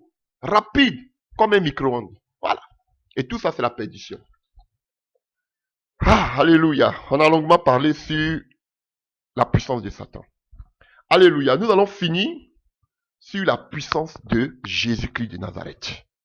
Plein de passages aussi nous parlent de la puissance de Jésus. On va lire 2 ou 3. Alléluia. 1 Corinthiens 5. Alléluia. À partir du verset 4. On parle de l'inceste qu'il y a eu dans l'église de Corinthe. Alléluia. Donc, voici ce que Paul dit. 1 Corinthiens 5 à partir du verset 4. Au nom du Seigneur Jésus-Christ, vous et mon esprit étant assemblés avec la puissance de notre Seigneur Jésus-Christ, un tel homme soit livré à Satan. Alléluia. Donc, avec la puissance de notre Seigneur Jésus-Christ. Donc, Jésus-Christ aussi, il est puissant, il a sa puissance. Alléluia. Alléluia. Apocalypse 5 à partir du verset 11. Je regardais, j'entendis la voix de beaucoup d'anges autour du trône, et des êtres vivants et des vieillards. Et leur nombre était des milliards de milliards et des milliers de milliers. Ils disaient d'une voix forte, l'agneau qui a été immolé est digne de recevoir la puissance, la richesse, la sagesse, la force, l'honneur et la gloire et la louange. Alléluia. Donc, chers frères et sœurs, il y a la puissance aussi de Jésus-Christ de Nazareth. Alléluia. Donc, frères, nous allons voir quelques aspects. Quelques aspects de la puissance de Jésus-Christ de Nazareth. Donc, frères, on va voir les composantes aussi de la puissance de Jésus-Christ de Nazareth. Donc, Jésus aussi, il est un Dieu de puissance. Il est un Dieu puissant. Il a aussi sa puissance. Voyons un passage que vous aimez beaucoup. Alléluia. Romains 1 à partir du verset 16. Que nous dit Paul? Car je n'ai point honte de l'évangile de Christ. Ça, c'est une puissance de Dieu pour le salut de quiconque croit. Donc, l'évangile est une puissance de Dieu. Alléluia. Pourquoi? Alléluia. Chers frères et sœurs, parce que l'évangile est une grâce. Alléluia. Et par l'évangile, nous sommes appelés au salut. S'il n'y avait pas l'évangile, on n'était pas sauvés. Ah oui. Et pourquoi je dis c'est une grâce? Parce que c'est quelque chose auquel on ne s'attendait pas. À laquelle, oui, c'est quelque chose à laquelle on ne s'attendait pas. Ah oui. Frère, le salut vient de l'évangile. La parole de Jésus-Christ de Nazareth. Et lui-même, il le dit en Romains 1. On va voir là ce que c'est que l'évangile. Paul, à partir du verset 1, Paul, serviteur de Jésus-Christ, appelé à être apôtre, mis à part pour annoncer l'évangile de Dieu, qui avait été promis auparavant de la part de Dieu par ses prophètes dans les 5 Écritures. Donc c'était déjà annoncé d'avance. Et qui concerne son fils né de la prospérité de David selon la chair et déclaré fils de Dieu avec puissance selon l'esprit de la sainteté par sa résurrection d'entre les morts. Donc l'évangile commence à partir de la résurrection de Jésus-Christ. Voici notre foi. Voici notre évangile. La mort et la résurrection de Jésus-Christ. Voici tout l'évangile. Et par sa mort et par sa résurrection, bon, on ne parle pas toujours de sa mort, on parle de sa résurrection qui est victorieuse. Alors, alléluia. Donc, à partir de la résurrection de Christ, commence l'évangile. Donc, notre évangile parle plus de la résurrection de Christ. Pourquoi? Parce que c'est à partir de la résurrection de Christ que nous sommes sauvés. Voici ce que c'est que l'évangile. Donc, aujourd'hui, comme Paul dit, vous nous amenez un autre évangile. Alléluia. Vous ne parlez plus du salut, vous nous parlez de la prospérité. Alors que notre évangile doit être basé sur la résurrection de Christ. Alléluia. Par la résurrection d'entre les morts. Jésus-Christ notre Seigneur, par qui nous avons reçu la grâce et l'apostolat pour amener en son nom à l'obéissance de la foi tous les païens parmi lesquels vous êtes aussi, vous qui avez été appelés par Jésus-Christ Alléluia, à tous ceux qui sont à Rome. Donc vous voyez, chers frères et sœurs, donc il parle maintenant de la foi. Nous passe en son nom à l'obéissance de la foi. Donc la foi s'obtient par le nom de Jésus-Christ, par sa résurrection. Alléluia. Donc l'évangile est une puissance qui libère. L'évangile est une puissance qui nous délivre. Alléluia. L'évangile est une puissance qui nous sauve de nos péchés. Parce qu'elle annonce la résurrection de Jésus-Christ au poteau de la croix. Donc, il dit ici, Paul dit que c'est une puissance pour le salut de quiconque croit. Si tu crois, tu es délivré. Alléluia. Et quel est le socle de notre évangile? La mort et la résurrection de Christ. Dieu a tant aimé le monde afin qu'il a donné son Fils unique afin que quiconque croit en lui ne périsse pas mais ait la vie éternelle. Et quand tu crois à la résurrection de Christ, tous tes péchés sont pardonnés, tu as la vie éternelle. Donc, dans la puissance de Jésus-Christ de Nazareth, comme on a vu la puissance de Satan, alléluia, Jésus-Christ nous rachète de nos péchés, il nous délivre de nos péchés par sa résurrection et il nous sauve. Voici l'évangile. Et le salut, alléluia, alléluia, s'obtient, il est révélé par la foi. Alléluia. Donc, la solution unique, chers frères et sœurs, face à la perdition des hommes, alléluia, c'est l'évangile. Alléluia. Et c'est une grâce. Pourquoi? Parce que les non-juifs, parce que Jésus l'a dit, le salut vient des juifs. Alléluia. Alléluia. Donc, chers frères et sœurs, juifs comme non-juifs, on était tous perdus.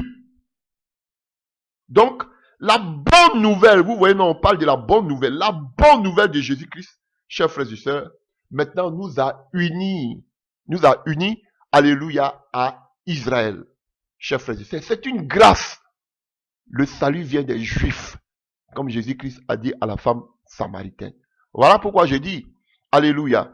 Quand il s'agit de la parole de Dieu, quand il s'agit de certains mœurs qu'on doit abandonner, on dit non, alléluia, c'est vrai, ne nous prenez pas, alléluia, ça, chacun a ses coutumes. Non, quand on dit qu'on est chrétien, on marche selon l'évangile.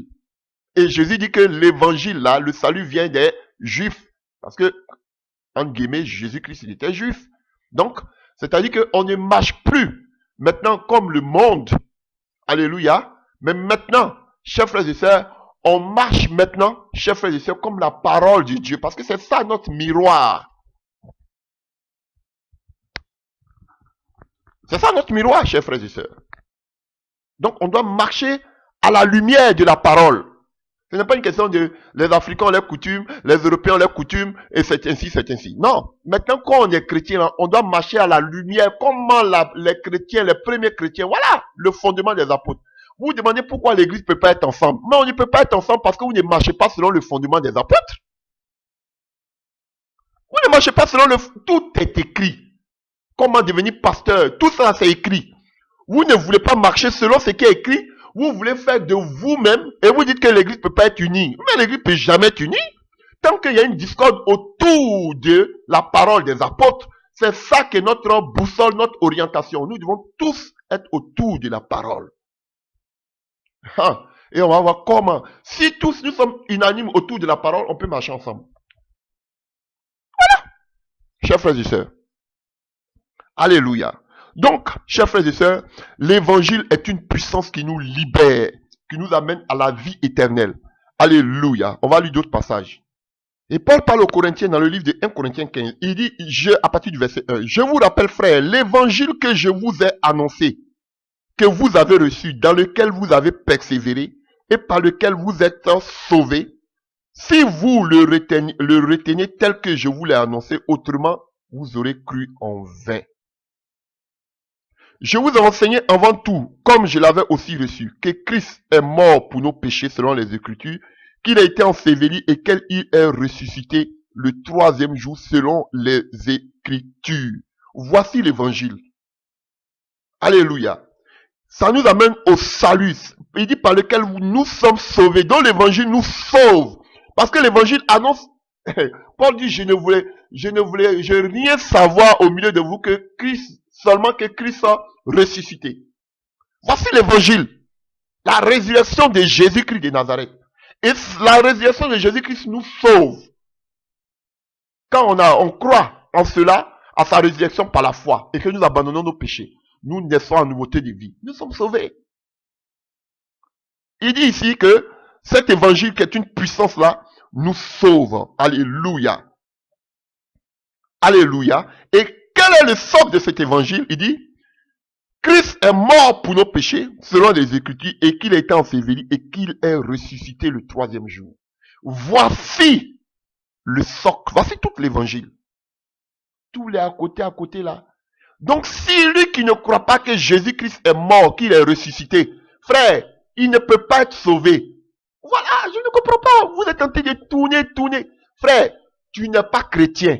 Tu ne crois pas que Jésus-Christ est mort, qu'il est ressuscité. Tu meurs, tu n'es pas sauvé. Voici la vérité biblique. Ça, c'est le b.a.-ba. C'est vrai qu'il y a beaucoup de choses qui s'ajoutent, mais ça, c'est la base. Donc, toute personne qui ne croit pas, on dit Jésus n'a pas été crucifié. Et puis, vous voyez, c'est ça même que Satan même a été de combattre. Vous ne voyez pas la résurrection de Jésus-Christ. Il y a des religions qui vont vous dire que Jésus n'a pas été crucifié. Ça veut dire qu'il n'a pas été ressuscité, que Dieu l'a échangé. Et voici ce que Satan a tenté de combattre. Pour ne pas que vous croyez que Jésus est réellement crucifié et qu'il a été ressuscité. Alléluia. Et voilà ce que combattaient même les sacrificateurs. Lorsque Jésus avait dit qu'il allait détruire le temple et le rebâtir en 3 jours, il avait dit qu'il allait ressusciter, il allait mourir ressusciter le 3e jour. Ils ont dit aux soldats d'aller se mettre devant le tombeau de Jésus parce qu'il avait dit qu'il allait ressusciter le 3e jour. Et quand Jésus-Christ est ressuscité, ils ont appelé les soldats pour leur donner de l'argent pour qu'ils puissent fermer leur bouche pour ne pas qu'ils disent que Jésus-Christ est ressuscité. Voici le combat, voici, alléluia, l'événement qui est le plus combattu. La résurrection de Jésus-Christ. Parce que c'est là, vous n'avez pas compris que c'est le centre de tout l'évangile, de tout l'évangile. La résurrection de Jésus-Christ. Alléluia. 1 Corinthiens 1 à partir du verset 18. Car la prédication de la croix, ça veut dire la mort et la résurrection de Jésus-Christ, est une folie pour ceux qui périssent. Vous comprenez? Mais la résurrection de la croix, pour nous qui sommes sauvés, elle est une puissance de Dieu. Vous voyez? Tout notre évangile tourne autour de la croix. La résurrection de Jésus-Christ. C'est là que Satan a pris son chaos. Frère. Donc elle est une puissance pour nous qui sommes sauvés parce qu'elle nous a libérés. De quelle puissance? De la puissance du péché. On a vu que le péché était une puissance. De quelle puissance? De la puissance de Satan qu'on a vu. De quelle puissance encore? De la puissance de l'égarement. De quelle puissance encore? De la puissance de la mort, comme nous avons vu. Par la mort et par la réaction de Jésus-Christ, il nous a délivrés de la puissance de la mort. Alléluia. C'est une puissance, l'évangile.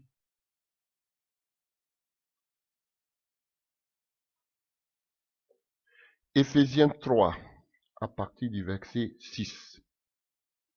Ce mystère est que les païens sont co-héritiers. C'est nous les païens, nous qui ne sommes pas juifs. Forment un même corps et participent à la même promesse en Jésus-Christ par l'évangile dont j'ai été fait ministre selon le don de la grâce de Dieu. Alléluia. Chers frères et sœurs, donc, voici l'évangile. Frère, elle nous fait la grâce, nous qui étions des païens, par l'évangile, maintenant, nous avons les mêmes priorités, les mêmes promesses que les Israélites, les descendants d'Abraham. Ils attendent le millénium. Nous aussi, les païens, en recevant Jésus-Christ, nous allons participer au millénium. Alléluia, quelle grâce. Nous avons les mêmes promesses. Les promesses des Israélites, c'est qu'ils attendent là. Ils attendent, alléluia, leur Machia, leur Messie. Nous, on l'a déjà reçu. Donc eux aussi. Et nous allons régner avec eux pendant les 1000 ans parce qu'ils attendent le règne messianique. Nous avons les mêmes promesses que les Israélites. C'est une grâce. Une faveur imméritée. Voilà l'évangile. Et pour vous jouer avec l'évangile, chers frères et sœurs, alléluia. Voilà pourquoi cet évangile doit être porté jusqu'aux extrémités de la terre, pour que aussi les gens soient délivrés, ils voient la lumière. Pour qu'ils puissent sortir aussi des ténèbres, sortir sur la puissance de la mort, de l'égarement. L'évangile est une puissance qui délivre, qui sauve. Il n'y a pas de salut pour quelqu'un qui n'écoute pas l'évangile. Il n'y a pas de salut. Il ne suffit pas seulement d'écouter l'évangile, mais aussi mettre l'évangile en pratique. Alléluia. 1 Corinthiens 2, à partir du verset 1. Pour moi, frère, lorsque je suis allé chez vous, ce n'est pas avec une supériorité de langage ou de sagesse que je suis allé vous annoncer les témoignages de Dieu. Car je n'ai pas eu la pensée de savoir parmi vous autre chose que Jésus-Christ. Et Jésus-Christ crucifié. Chers frères et sœurs, voici le socle, alléluia, de notre foi. Moi-même, j'étais auprès de vous dans un état de faiblesse, de crainte et de grand tremblement. Et ma parole et ma prédication ne reposaient pas sur les discours persuasifs de la sagesse humaine, mais sur une démonstration d'esprit et de puissance, afin que votre foi soit fondée non sur la sagesse des hommes, mais sur la puissance de Dieu. Alléluia. Chers frères et sœurs, l'évangile de Christ est une puissance. Ce ne sont pas des balivernes. Ce ne sont pas des tintamars. Alléluia. Chers frères et sœurs, ce ne sont pas des discours persuasifs. Ce ne sont pas de la sagesse humaine. Alléluia. Chers frères et sœurs. Alléluia. Mais, frère, c'est une puissance. Alléluia. La puissance philosophique ne change pas les vies. La puissance philosophique ne donne pas la vie éternelle. Comme vous pouvez le voir ici à partir de 1 Corinthiens 1 à partir du verset 21. Car puisque le monde avec sa sagesse n'a point connu Dieu dans la sagesse de Dieu, il a plu à Dieu de sauver les croyants par la folie de la prédication. Vous comprenez? Par la folie de la prédication. Pourquoi? Parce que les Grecs, les Grecs, ne croyaient pas, parce qu'ils parlent aux Corinthiens, ne croyaient pas à la résurrection des morts. Ils ne croyaient pas. Lorsque Paul venait, alléluia, à l'aéropage et qu'il parlait, alléluia, à Athènes, les gens disent, il parlait de la prédication, ils disent, ça c'est quoi ça? Demain on va t'écouter là-dessus. Parce qu'ils ne croyaient pas à la résurrection des morts. Voilà pourquoi il dit que c'est une folie. La prédication de la croix, c'est une folie. Alléluia. Quand tu vas aller là dire que le Fils de Dieu est mort, ressuscité, moi te dis que Dieu ne peut pas avoir de fils. Jésus n'est pas mort, Jésus n'est pas ressuscité, Dieu l'a changé. Vous voyez? Et les Grecs, parce que c'était les Corinthiens étaient des Grecs, ils ne croyaient pas à la résurrection de Christ. Donc vous voyez le boulot que Paul a eu d'annoncer à des gens comme ça qui étaient plongés dans la philosophie. Alléluia. Qui ne croyaient pas à la résurrection des morts, leur parler de Jésus-Christ crucifié, ressuscité. Frère, il fallait que cela soit appuyé par une démonstration d'esprit de puissance. Sinon, ils n'allaient même pas croire. Et vous dites que Dieu n'a pas fait un travail formidable à Corinthe. Alléluia. Jusqu'à ce que l'église que vous pouvez dire qu'elle était plus paganisée parce qu'on parle d'impudicité à Corinthe, mais qui parle, aujourd'hui c'est grâce à l'église de Corinthe que Paul nous a donné l'enseignement sur les dons spirituels. Et vous dites quoi? Vous êtes plus spirituel que l'église de Corinthe? Bande d'égarés? Mais j'ai mal. Vous voyez le travail colossal qu'il a abattu au niveau de, comment on appelle? Alléluia, comme il a battu le pavé au niveau de, qu'on appelle, de la Grèce, qui était ancré dans la sagesse qu'on appelle humaine, qu'on appelle la philosophie. Venir renverser tout ce fondement et puis instaurer la prédication de la croix et la résurrection de Christ. Vous dites que c'est rien? Oh, mais Jésus,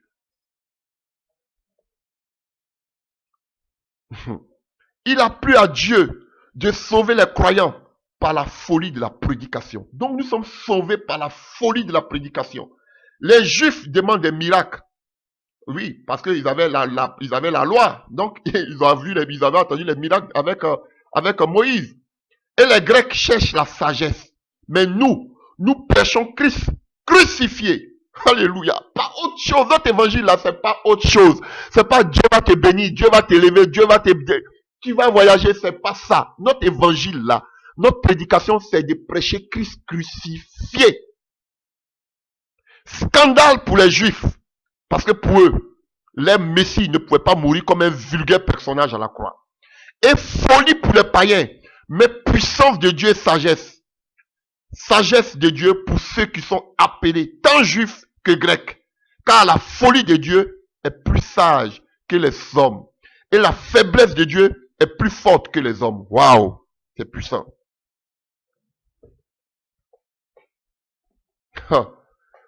Alléluia.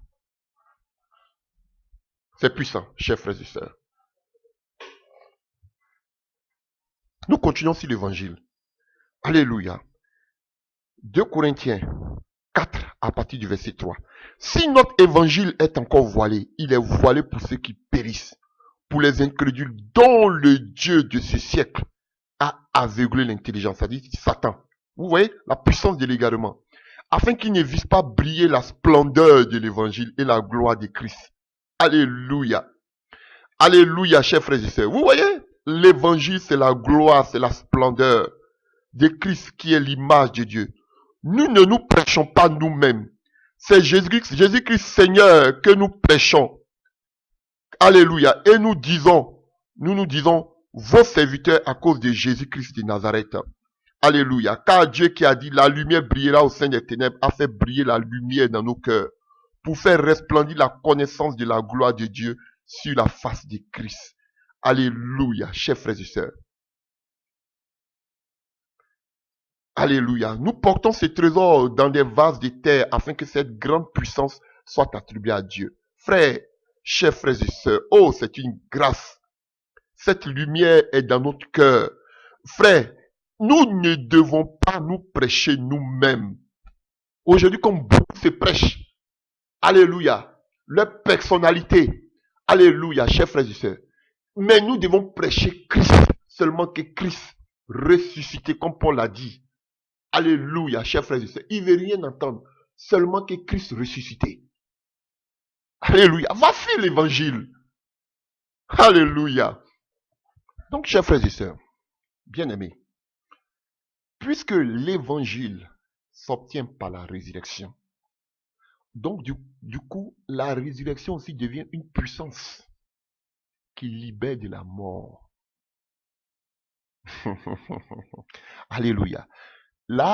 Alléluia, la résurrection devient aussi une puissance qui nous libère.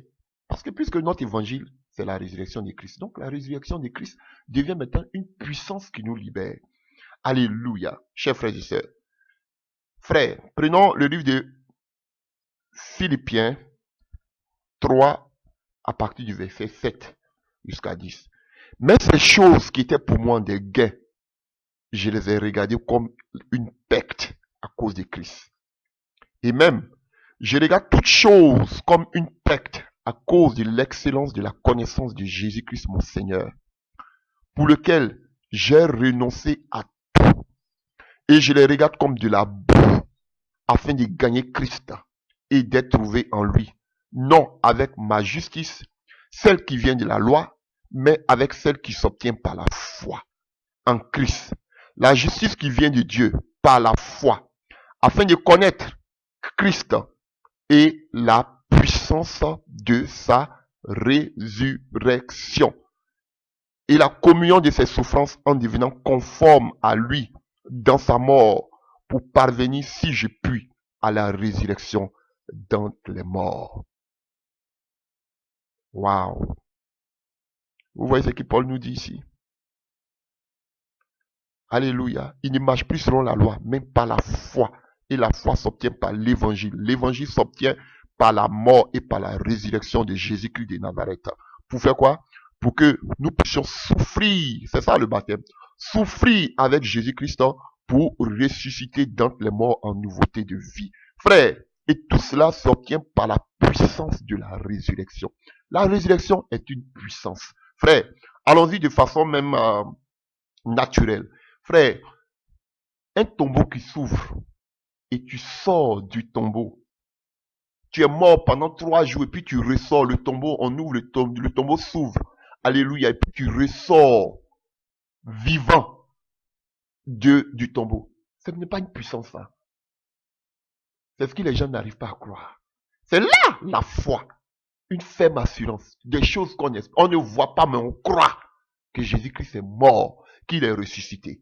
Mais nous-mêmes, de nos propres yeux, dans notre vie de tous les jours, quelqu'un qui est mort, on se dit qu'il ne peut pas revenir, c'est fini. Une fois que quelqu'un est mort, c'est fini, il ne revient plus. Mais on te dit, il faut croire que Jésus-Christ est mort, qu'il est ressuscité. Voici la foi. Donc si tu ne crois pas en cela, tu ne peux pas être sauvé. Voilà pourquoi c'est la foi. Il y a de cela 2000 ans. Mais nous, on croit. Voici la foi. D'autres disent, non, on ne peut pas croire, vous êtes des fous. Voilà pourquoi Paul dit que la résurrection de Christ est une folie. Alléluia. Chers frères et sœurs. Donc, et pour finir, alléluia, en ce qui concerne la puissance de Jésus-Christ, du Nazareth, alléluia, la puissance de Jésus-Christ aussi agit par le Saint-Esprit. Pour, alléluia, pour l'Église. Alléluia. Pour confirmer cette résurrection, Dieu se manifeste par le Saint-Esprit. Alléluia. Vous allez voir que Jésus-Christ de Nazareth, pour commencer son ministère, il fallait que l'Esprit de Dieu d'abord descende sur lui. Alléluia. Aux apôtres, le Saint-Esprit. À l'Église, jusqu'à aujourd'hui, le Saint-Esprit. Et le Saint-Esprit, la Bible nous dit que c'est une puissance aussi. C'est la puissance de Dieu. Alléluia. Et nous allons voir beaucoup de choses dans le Saint-Esprit. Alléluia. Nous allons voir d'abord des passages, nous allons finir par là. Des passages en ce qui concerne le Saint-Esprit. Déjà, en Acte 1, à partir du verset 8 que vous connaissez, il dit, vous recevrez une puissance, le Saint-Esprit, survenant sur vous. Donc le Saint-Esprit est une puissance qui agit à partir du nom de Jésus, Christ de Nazareth. Jésus dit qu'à mon nom. Alléluia, chers frères et sœurs.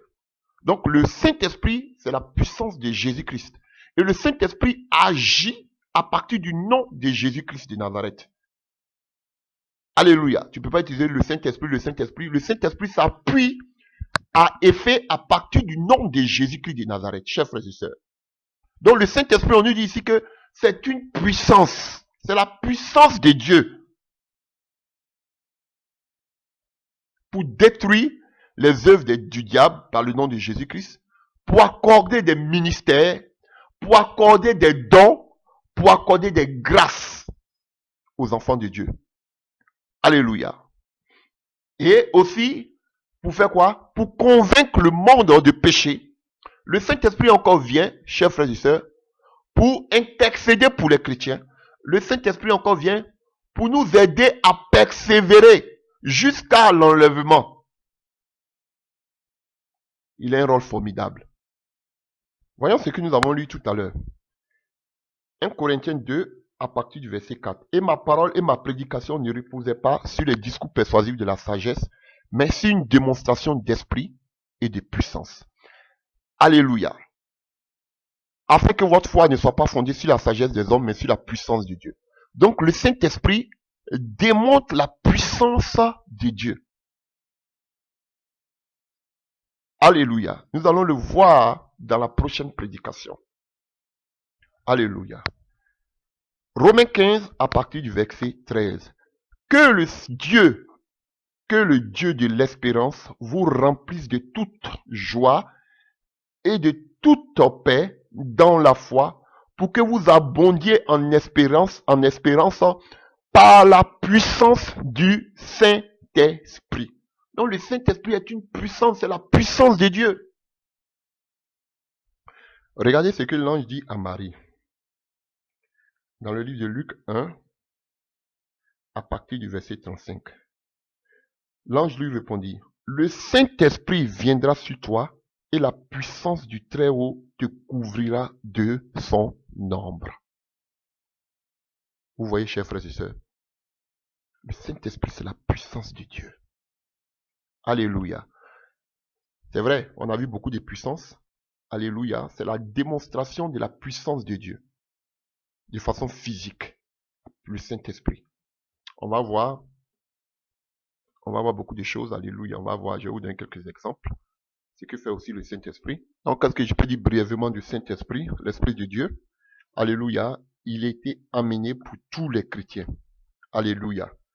Et pour obtenir qu'on appelle cette puissance, le Saint-Esprit, nous le voyons dans le livre des Actes 2, à partir du verset 38. Puis Pierre leur dit, répentez-vous que chacun de vous soit baptisé au nom de Jésus-Christ pour le pardon de vos péchés et vous recevrez le don du Saint-Esprit. Car c'est une promesse, hein. Alléluia.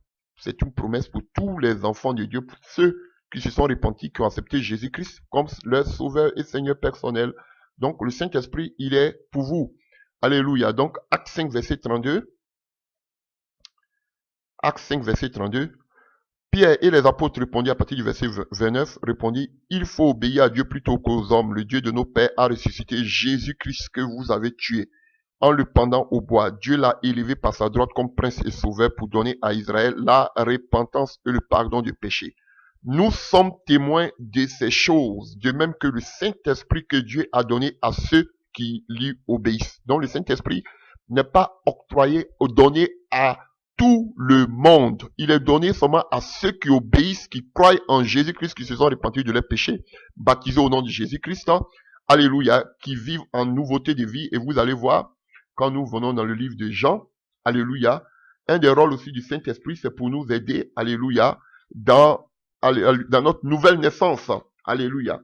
Jésus a dit à Gamaliel, si tu n'es né d'eau et d'esprit, tu ne peux pas, alléluia, dans le livre de Jean 3, si tu n'es né d'eau et d'esprit, si tu n'es né d'eau ou d'esprit, tu ne peux pas voir le royaume de Dieu. Donc, chers frères et sœurs, le Saint-Esprit nous aide aussi dans notre nouvelle naissance. Le Saint-Esprit aussi crée en nous, selon Galates 5, verset 22, les fruits aussi de l'esprit. Chers frères et sœurs, alléluia. Donc, qu'est-ce que tu dois faire pour avoir le Saint-Esprit? Et bien évidemment, il faut demander. Alléluia. Luc 11, à partir du verset 13. Chers frères et sœurs, Jésus a dit, si nous qui sommes méchants, on sait donner de bonnes choses à nos enfants, à plus forte raison, si nous demandons à Dieu le Saint-Esprit, il ne va pas nous donner. Chers frères et sœurs. Donc, si nous demandons, aspire le Saint-Esprit, aspire au Saint-Esprit, dis au Saint-Esprit de remplir ta vie. Alléluia. Demande le Saint-Esprit à Jésus-Christ. Donc, c'est pour vous dire que, alléluia, quand on est de nouveau, automatiquement, qu'une fois qu'on est baptisé, le Saint-Esprit est là. On a vu que les Paul et autres, ils étaient obligés de prier pour les gens pour qu'ils reçoivent le Saint-Esprit. Donc, chers frères et sœurs, c'est vrai que tu es baptisé, parce que beaucoup se disent que, alléluia, je suis baptisé, je crois au nom du Seigneur Jésus, je me suis repenti, alléluia, automatiquement j'ai le Saint-Esprit à moi. Non, non, non, non, non, non, non, non, non. Chers frères et sœurs, c'est une erreur quand on vous enseigne. On vous dit que vous avez le Saint-Esprit. Chers frères et sœurs, Jésus dit qu'il faut demander le Saint-Esprit. Tu peux te repentir. Tu peux être baptisé au nom de Jésus-Christ, mais tu dois demander le Saint-Esprit. Alléluia. C'est écrit qu'on appelle Luc 11. Si vous voulez, on peut le lire. Luc 11. Luc 11, à partir du verset 13. Si donc méchant comme vous l'êtes, vous savez donner de bonnes choses à vos enfants, à combien plus forte raison le Père Céleste donnera-t-il le Saint-Esprit à ceux qui le lui demandent? Donc, il faut demander le Saint-Esprit. Alléluia. Et en même temps, dès qu'on finit là, en même temps, on dit Jésus chassait un démon. Un démon qui était muet. Donc, les gens pensent que quand tu t'es baptisé, tu as été repenti de tes péchés, automatiquement tu as le Saint-Esprit. Il t'a donné le droit de devenir enfant de Dieu, de porter son nom. Mais frère, tu dois avoir maintenant le Saint-Esprit qui est la marque de tout chrétien. Et pour cela, tu dois demander le Saint-Esprit. Alléluia. C'est une erreur que beaucoup font. Et alléluia. Et on a vu, Paul leur a demandé dans le livre des Actes 19, il a demandé, avez-vous reçu le Saint-Esprit lorsque vous avez cru? Alléluia. Chers frères et sœurs. Alléluia, je suis ici. Voilà. Pendant qu'Apollos était à Corinthe, Paul, après avoir parcouru les hautes provinces de l'Asie, à Éphèse, ayant rencontré quelques disciples, c'était des disciples, il a dit, avez-vous reçu le Saint-Esprit quand vous avez cru? Alléluia. Ils étaient des disciples de Jean-Baptiste. Mais ils avaient cru en Jésus-Christ. Puisqu'ils parlaient avec eux, on les appelait des disciples. Alléluia. Donc, ils avaient cru. Alléluia. Mais ils n'avaient pas encore reçu le Saint-Esprit. Nous n'avons même pas entendu dire qu'il y a un Saint-Esprit. Il dit, de quel baptême? Donc, chers frères et sœurs, il a posé la question, avez-vous reçu le Saint-Esprit?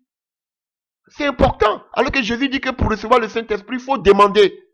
Donc, frère, tu peux être disciple sans avoir reçu le Saint-Esprit. On vous dit automatiquement, quand tu t'es baptisé, tu t'es repenti, tu as le Saint-Esprit de Dieu en toi. Mais ce Saint-Esprit-là doit couler, chers frères et sœurs. Et comment savoir que tu as le Saint-Esprit en toi?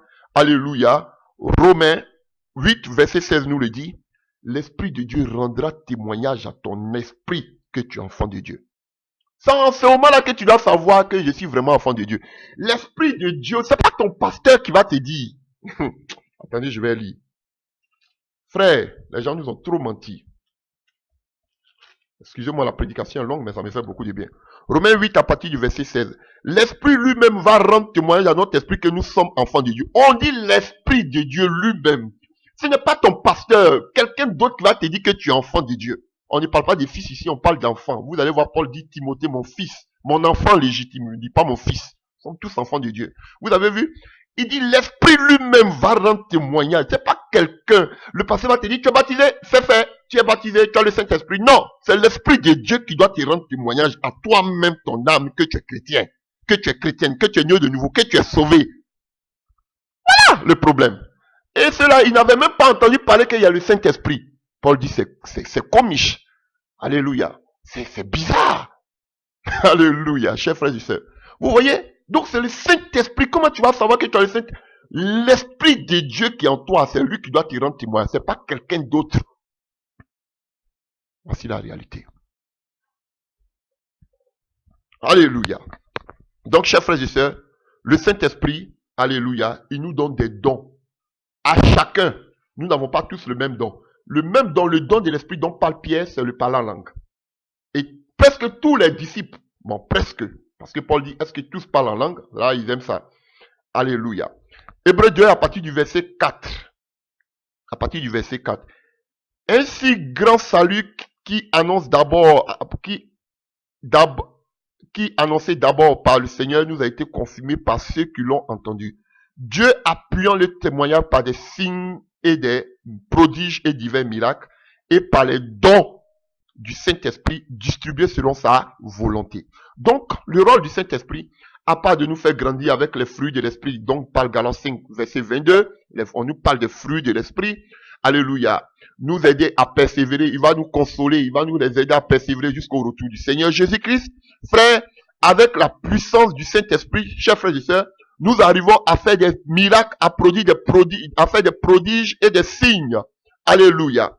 Et il nous donne aussi les dons du Saint-Esprit selon sa propre volonté. Nous n'avons pas tous les mêmes dons. Alléluia.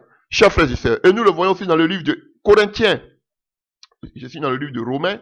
Si vous voulez, on peut prendre le livre de Romains. Romains, déjà, je suis dans le livre de Romains. Donc, Romains 12, à partir, alléluia, du verset 6 à 8, nous allons finir. Puisque nous avons des dons différents. Vous voyez, puisque nous avons des dons différents, selon la grâce qui nous a été accordée, que celui qui a le don de prophétie l'exerce selon l'analogie de la foi, que celui qui est appelé au ministère s'attache à son ministère, c'est que celui qui enseigne s'attache à son enseignement, et que celui qui exhorte à l'exhortation, que celui qui donne face avec libéralité, que celui qui préside face avec zèle, que celui qui pratique la miséricorde avec joie. Alléluia. Donc, nous avons des dons et des ministères différents. Je vous dis, le problème aujourd'hui de l'Église, c'est parce que les gens ne sont pas dirigés par le Saint-Esprit. Alléluia. Alléluia. Il y a une cacophonie parce que les gens ne savent pas réellement à quoi ils sont appelés. Ah, le véritable problème. Nous avons des dons différents, des appels différents. Alléluia. 1 Corinthiens 12 que vous connaissez, un petit chose, détail que je vais dire. Alléluia. 1 Corinthiens 12, alléluia. à partir du verset 11. Un seul et même esprit opérant toutes ces choses, les distribuant à chacun particulier comme il veut. Donc chacun a un don particulier, chers frères et sœurs. Voilà, chacun a un don particulier. Et vous prenez Ephésiens 4, verset 13, on a les différents ministères. Si vous voulez aussi, on peut prendre, je suis dans le livre de Alléluia, 1 Corinthiens 12, à partir du verset 27. Vous êtes le corps de Christ et vous êtes les membres chacun pour sa part. Et Dieu a établi dans l'église premièrement les apôtres, secondairement les prophètes, troisièmement les docteurs, ensuite ceux qui ont les dons des miracles, ceux qui ont des dons de guérir, de secourir, de gouverner, de parler diverses langues. Tous sont-ils apôtres? Alléluia. Tous sont-ils des prophètes? Tous sont-ils des docteurs? Tous sont-ils des dons des miracles? Tous sont-ils des dons de guérison? Tous parlent-ils en langue? Tous interprètent-ils? Aspirez aux dons les meilleurs? Je vais encore vous montrer une voie par excellence. Alléluia. Donc, chers frères et sœurs, ici, ne faites pas l'amalgame avec les diversités de langues et le don de l'esprit. Nous allons voir, je ne vais pas revenir, j'ai déjà fait un enseignement dessus. Chers frères et sœurs, donc, frères, voici la puissance du Saint-Esprit. Il est vaste. Il est très vaste. Alléluia. Les facettes du Saint-Esprit. Alléluia. C'est un thème très vaste, la puissance du Saint-Esprit. Donc, chers frères et sœurs, je voudrais m'arrêter là. Donc, nous avons vu, alléluia, les trois aspects de la puissance de Dieu et tout ce qui en découle, tous les corollaires, alléluia, la puissance de Dieu, la puissance de Satan, la puissance de Jésus, alléluia, et nous avons, Dieu, par sa grâce, vu plusieurs sortes de puissances. Que Dieu vous bénisse, alléluia. Nous allons continuer, chers frères et sœurs, cet enseignement. Nous allons aller maintenant dans la pratique, dans la prochaine prédication avec les définitions, toutes choses, et ça va vous faire beaucoup de bien. Que le Seigneur soit avec vous. Amen.